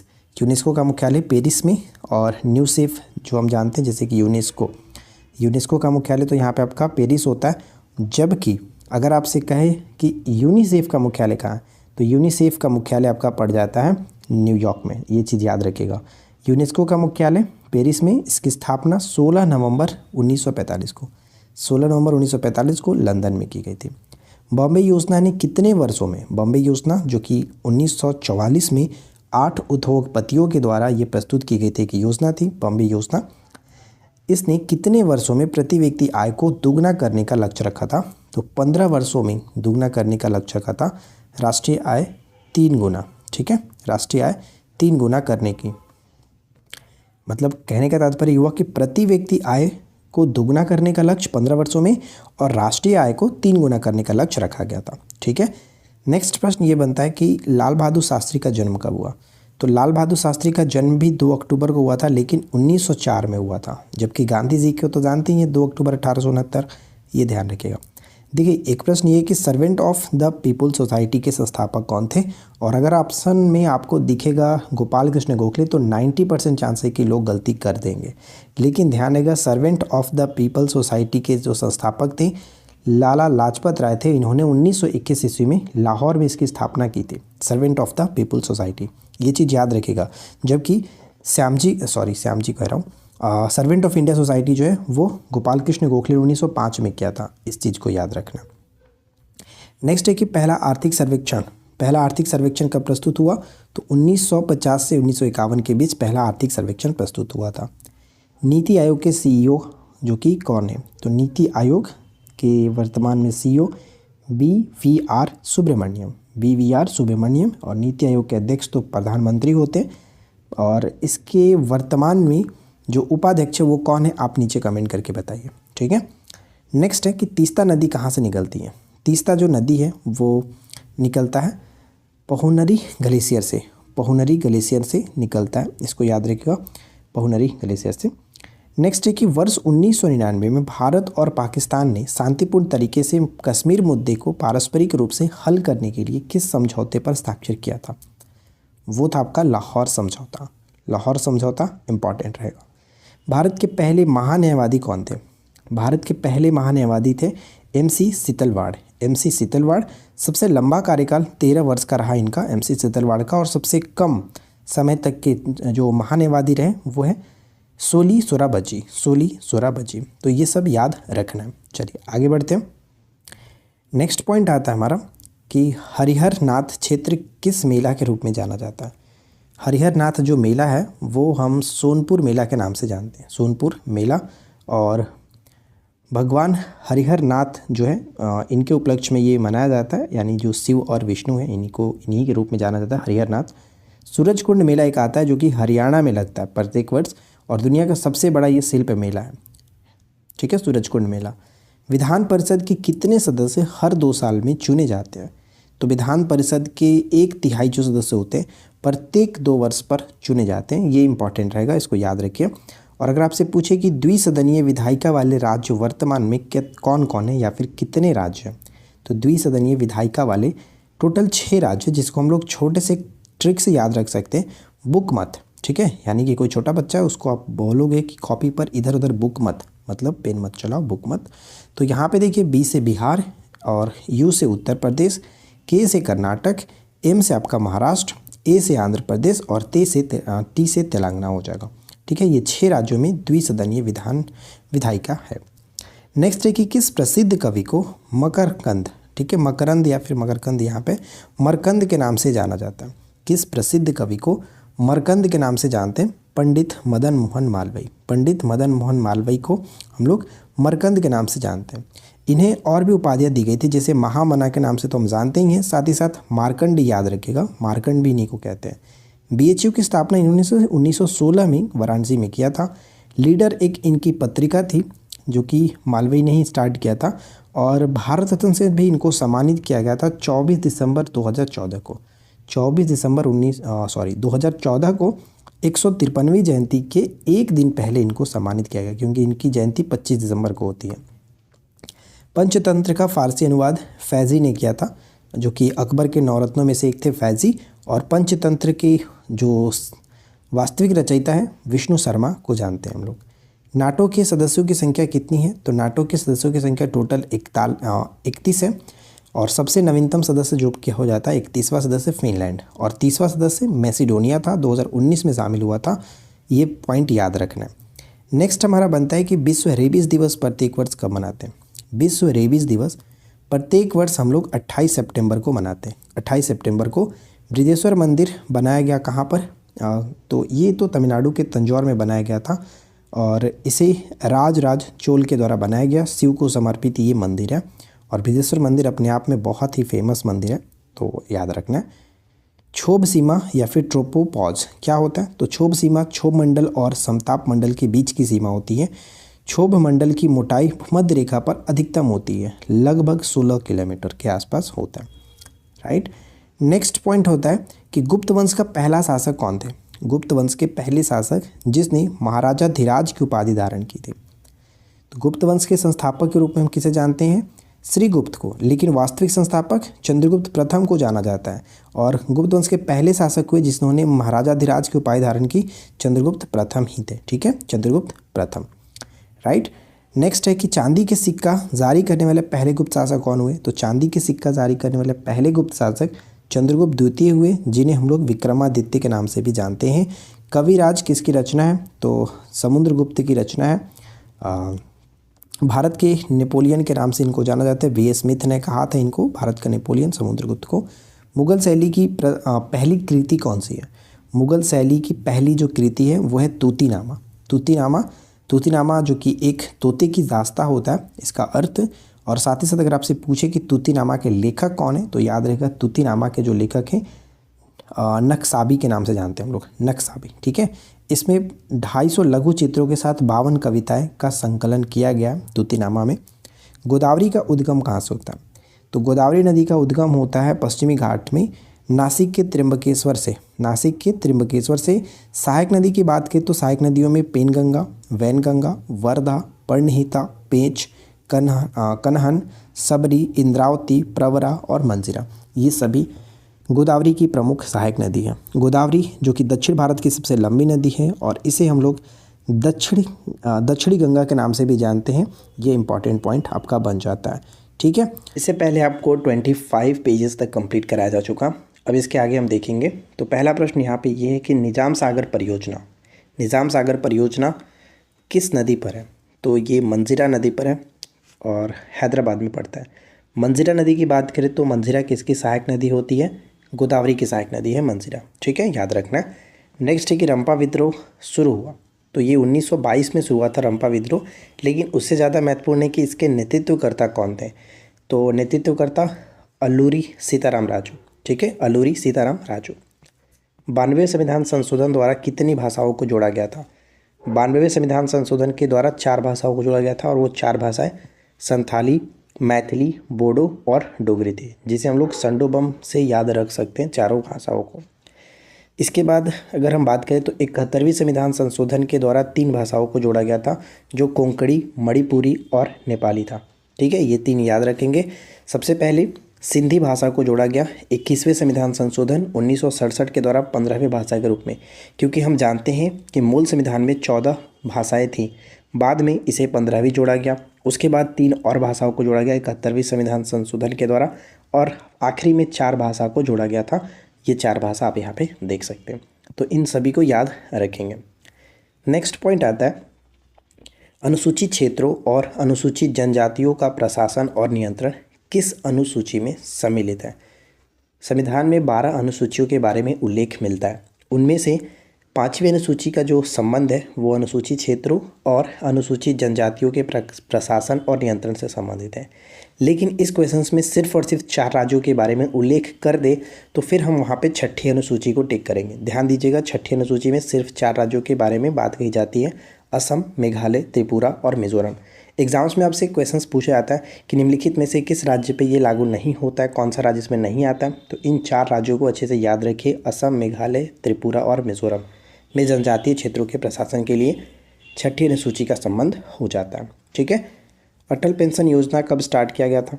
तो ये जून 2015 में स्टार्ट हुआ था, जून 2015 में, जिसके अंतर्गत आयु वर्ष की बात करें 18 से लेकर के 40 वर्ष तक के आयु वाले लोग इसमें शामिल होते हैं। ठीक है, चलिए आगे बढ़ते हैं। अगला प्रश्न ये बनता है सत्यार्थ प्रकाश पुस्तक को किसने लिखा है? सत्यार्थ प्रकाश पुस्तक को किसने लिखा है? तो ये स्वामी दयानंद सरस्वती जी के द्वारा लिखा गया। वेदों की ओर लौटो इनकी नारा थी। शुद्धि आंदोलन को इन्होंने शुरू किया था। साथ ही साथ आर्य समाज की स्थापना 1875 में इन्होंने किया था। तो इनसे जुड़ी ये 4 प्रश्न हमेशा पूछा जाता है। सत्यार्थ प्रकाश हिंदी भाषा में लिखा गया था, ये भी एक क्वेश्चन है, याद रखेंगे। अगला प्रश्न है कि व्यापार की स्वतंत्रता, वाणिज्य और समागम किस देश से ग्रहण किया गया? व्यापार की स्वतंत्रता, वाणिज्य और समागम किस देश से ग्रहण किया गया? तो ये ऑस्ट्रेलिया के संविधान से ग्रहण किया गया। साथ ही साथ ऑस्ट्रेलिया से एक चीज़ ये और याद रखना है आपको कि जो हमारा समवर्ती सूची है वो यहीं से लिया गया, ऑस्ट्रेलिया से ही। ठीक है, इम्पॉर्टेंट रहेगा। और साथ में ये भी हम याद रख सकते हैं जो हमारा प्रस्तावना का भाषा है, प्रस्तावना का भाषा वो भी यहाँ से लिया गया, जबकि प्रस्तावना का विचार तो अमेरिका के संविधान से ग्रहण है, तो याद रखना है। नेक्स्ट है कि राज्यसभा में सदस्यों के चुनाव की प्रक्रिया, राज्यसभा में सदस्यों के चुनाव की प्रक्रिया दक्षिण अफ्रीका के संविधान से ग्रहण किया गया। जबकि राज्यसभा में सदस्यों का नामांकन की बात आता है तो वहाँ पे हम फिर आयरलैंड को टिक करते हैं। ठीक है, झीलों के शहर के नाम से किसको जानते हैं? भोपाल। झीलों के शहर के नाम से भोपाल को जाना जाता है। A century is not enough, a century is not enough किसकी आत्मकथा है? तो ये सौरभ गांगुली की आत्मकथा, सौरभ गांगुली। साथ ही साथ इनको बंगाल टाइगर के नाम से जानते हैं, प्रिंस ऑफ कलकत्ता के नाम से जाना जाता है, the God of the of side, the God of the of side के नाम से भी इनको जानते हैं, सौरभ गांगुली को। ठीक है, नेक्स्ट है कि सहकारी समितियों के गठन का अधिकार कब शामिल किया गया? सहकारी समितियों के गठन का अधिकार 97वें संविधान संशोधन अधिनियम 2011 के द्वारा शामिल किया गया था, जबकि इसे लागू किया गया 15 फरवरी 2012 में, 15 फरवरी 2012 में। नेक्स्ट है कि मूल सूची में 4 नए निर्देशक तत्व कब जोड़े गए? राज्य के नीतिशक तत्व की उल्लेख संविधान में भाग 4 के अंतर्गत किया गया, 36 से लेकर के 51 अनुच्छेद के अंतर्गत, जिसमें 4 नए अनुसूचियों को जोड़ा गया, 4 नए तत्वों को जोड़ा गया था 42वें संविधान संशोधन 1976 के द्वारा। 39 के क, 43 क और 48 क, इन चारों को जोड़ा गया था 42वें संविधान संशोधन 1976 के द्वारा। और ध्यान रखिएगा 42वें संविधान संशोधन को हम लोग लघु संविधान के नाम से भी जानते हैं, क्योंकि इसके तहत, इस संशोधन के तहत बहुत सारी चीज़ें हुई थी, हमारे संविधान में बहुत सारी चीज़ें परिवर्तन हुआ था, तो ये इंपॉर्टेंट हो जाता है। ठीक है, चलिए आगे बढ़ते हैं। नेक्स्ट पॉइंट आता है पेज नंबर 27, जिसमें सातवाहन वंश की स्थापना किसने किया था? तो सातवाहनों वंश की स्थापना सिमुक ने किया। लेकिन अगर आपसे क्वेश्चंस पूछे कि सातवाहन वंश के सबसे महान या फिर सबसे शक्तिशाली शासक कौन थे, तो गौतमी पुत्र सतकर्णी, गौतमी पुत्र सतकर्णी ये थे। यहाँ पे एक वर्ड लिखा गया, गौल्मिक क्या होते थे? यानी अगर सातवाहन वंश की बात करें तो गौल्मिक किसको कहते थे? ग्रामीण क्षेत्रों में प्रशासन के प्रमुख जो होते थे उनको गौलमी कहा जाता था। ठीक है। सातवाहनों की जो राजभाषा थी वो प्राकृत थी। गौतमीपुत्र सातकर्णी से संबंधित लेख की बात करें तो नासिक और नानागढ़ शिलालेख का संबंध इनसे हो जाता है, गौतमीपुत्र सातकर्णी से। ठीक है। कचाई लेमन फेस्टिवल का संबंध कहाँ से है? तो लेमन कभी कभी इतना महंगा हो जाता है कि वो मणि के समान बिकता है, यानी मणिपुर, कचाई लेमन मणिपुर। ठीक है। दुनिया का सबसे ऊंचा घाट रेलवे पुल का निर्माण कहाँ पर किया जा रहा है? तो मणिपुर में। सबसे ऊंचा घाट रेलवे पुल का निर्माण मणिपुर में। लघु हिमालय और शिवालिक के बीच स्थित घाटियों को क्या कहा जाता है? तो ध्यान देना है कि लघु हिमालय और शिवालिक के बीच स्थित घाटियों को दून के नाम से जानते हैं, दून। चलिए आगे देखते हैं। इसके बाद नेक्स्ट प्रश्न हमारा बनता है 2011 में पुरुष और महिला साक्षरता अंतर कितना है? 2011 की जनगणना के अनुसार पुरुष और महिला साक्षरता में अंतर 16.68% था। देश में साक्षरता अगर बात करें तो कितना है? तो 74.04%। ठीक है। सबसे कम साक्षरता दर बिहार के अंतर्गत 61.8%। सबसे अधिक तो जानते ही हैं केरल के अंतर्गत आता है 93.91%। अगर देश की साक्षरता की बात करें जो कि 74.04% है, तो इसमें पुरुष साक्षरता कितना हिस्सा? 42.14% और महिला 65.46%। उसी तरह से 2011 में महिला साक्षरता दर कितना था? तो 53.67%, जो कि पहले की तुलना में तो फिलहाल बढ़ा है, लेकिन अभी नया आंकड़ा 2021 की जनगणना जो होने वाला था वो अभी तक आंकड़ा नहीं आया। उसमें देखते हैं कि क्या छेड़छाड़ होता है। डेफिनेटली बढ़ा ही होगा क्योंकि अब तो शिक्षा का स्तर काफ़ी आगे जा रहा है, तो हर तरह से हमें सभी डाटा जो कि इम्प्रूवमेंट ही दिखेगा। नेक्स्ट देखते हैं क्या है। सजदा प्रथा की शुरुआत किसने की थी? सजदा और पैबोस प्रथा की शुरुआत किसने किया था? तो देखिए एक प्रश्न यहाँ से ये पूछा जा सकता है कि सजदा का अर्थ क्या होता है? तो सजदा का अर्थ होता है कि सुल्तान के सामने झुक कर के सलाम करना, नमस्कार करना। और पैबोस का अर्थ होता था कि सुल्तान के पैरों को चूमना। ठीक है, ये होता था पैबोस। इसकी शुरुआत बलबन ने अपने राजत्व सिद्धांत के अंतर्गत ही किया था। बलबन ने किया था इसकी स्टार्टिंग, जिसे हम लोग वास्तविक नाम बहाउद्दीन के नाम से जानते हैं। ठीक है, याद रखना है। गुलाम वंश के शासक थे। हक ए सर्व कर जो था वो किसने लगाया था? सबसे पहला प्रश्न तो ये पूछा जाता है कि हक ए सर्व क्या था? मध्यकालीन समय में हक ए सर्व क्या था? तो ये एक प्रकार का कर था। अब आपसे ये पूछा जा सकता है कि ये किस टाइप का कर था? तो ये सिंचाई कर था। ध्यान रखिएगा, सिंचाई कर, जिसे फिरोज शाह तुगलक ने लगाया था। एक नई ये कर लगाया था, नया कर था सिंचाई कर, जो कि उपज का 1/10 भाग वसूला जाता था। उपज का 1/10 भाग सिंचाई कर के अंतर्गत, हक ए सर्व के अंतर्गत। सिटान वासल गुफा कहाँ है? तो तमिलनाडु में। सिटान वासल गुफा तमिलनाडु में। सरकार का वित्तीय वर्ष कब होता है? तो 1 अप्रैल से 31 मार्च। 1 अप्रैल से 31 मार्च। रेहला पुस्तक किसकी है? तो रेहला इब्न बतूता की पुस्तक है। इब्न बतूता एक मोरक्को यात्री था जो मोहम्मद बिन तुगलक MBT मोहम्मद बिन तुगलक के समय में 1333 ईस्वी में ये आया हुआ था। ठीक है, 1333 ईस्वी में। राष्ट्रीय आय की गणना कैसे करते हैं? तो सकल राष्ट्रीय उत्पाद में से मूल्यह्रास को घटा करके। ठीक है। बक्सर का युद्ध कब हुआ? बक्सर का युद्ध 1764 में, लेकिन डेट के साथ तो 22 से 23 अक्टूबर 1764 को हुआ था। हेक्टर मुनरो और मीर कासिम की संयुक्त सेना, सुजाउद्दौला और शाह आलम द्वितीय भी इसमें शामिल थे। इलाहाबाद की संधि इस युद्ध के पश्चात हुआ, जो कि 12 अगस्त 1765 और दूसरा हुआ था 16 अगस्त 1765। इलाहाबाद की प्रथम संधि 12 अगस्त 1765 को हुई थी। ठीक है, ये सब याद रखिए। साथ ही साथ यहाँ पे 4 पॉइंट है, बहुत इंपॉर्टेंट है। जैसे गुलाबी नगरी, पिंक सिटी के नाम से तो जयपुर को हम जानते ही हैं, लेकिन अगर वाइट सिटी पूछा जाए, सफ़ेद नगरी, तो ये उदयपुर हो जाएगा। स्वर्ण नगरी जैसलमेर हो जाएगा और नीली नगरी हो जाएगा जोधपुर। ये चारों इंपॉर्टेंट है। बौद्ध त्यौहार एक होता है जिसका नाम है सोगक्रॉन। सोगक्रॉन किस राज्य में मनाया जाता है? सोगक्रॉन मनाया जाता है ये अरुणाचल प्रदेश में। सोगक्रॉन अरुणाचल प्रदेश में, ये इंपॉर्टेंट रहेगा। तो यहाँ पे ये जो 4 दिया गया इनको अच्छे से याद रखिए, क्योंकि ये कंफ्यूज कर सकता है। गुलाबी नगरी को छोड़ करके सभी को पता है, बचपन से हम जानते आ रहे हैं। पिंक सिटी जयपुर को हम जानते आ रहे हैं, लेकिन बाकी को याद रखना इंपॉर्टेंट है। जैसे सफ़ेद नगरी उदयपुर याद रखिए, स्वर्ण नगरी जैसलमेर। जैसे स्वर्ण अगर याद रखना तो स्वर्ण जैसल, ज्वेलरीज हम याद रख सकते हैं, ज्वेलरीज स्वर्ण, ठीक है, याद रहेगा। नीली नगरी की बात करें तो जोधपुर, ये थोड़ा सा दोनों आपको याद रखना है, सफ़ेद और नीली को आप किसी तरह से याद रखिए, ठीक है। तो बस आज की इस वीडियो में इतना ही फ्रेंड्स। उम्मीद है कि ये वीडियो आपके लिए हेल्पफुल रही होगी। क्वेश्चंस अच्छे लगे हों तो प्लीज़ वीडियो को लाइक एंड शेयर करिए। चैनल पे पहली बार आए सब्सक्राइब करके नोटिफिकेशन बेल आइकन को ऑल पे सेट कर लीजिए। और जैसा कि मैंने आपको बताया कि अगर आप बिहार SSC 10+2 के एग्ज़ाम्स के लिए अगर अच्छे से प्रिपरेशन करना चाहते हैं, स्टडी नोट्स चाहिए और बाकी जो भी मैथ्स की क्लासेस आपको देखना है, सीखना है, तो आप हमारे एप्लीकेशन पे जा सकते हैं, जहाँ पे बहुत ही कम कीमत 299 में आपको सारी स्टडी मटेरियल पूरे 1 साल की वैलिडिटी के साथ मिल जाएगी। तो बिल्कुल भी देर नहीं करिए, वीडियो के नीचे डिस्क्रिप्शन में एप्लीकेशन का लिंक दिया गया, आप उस पर क्लिक करके एप्लीकेशन को डाउनलोड करिए, रजिस्टर करिए और पेड कोर्स में जा करके आप ज्वाइन कर सकते हैं। तो बस आज के इस वीडियो में इतना ही, मिलते हैं नेक्स्ट क्लास में किसी नए टॉपिक के साथ। Thanks for watching.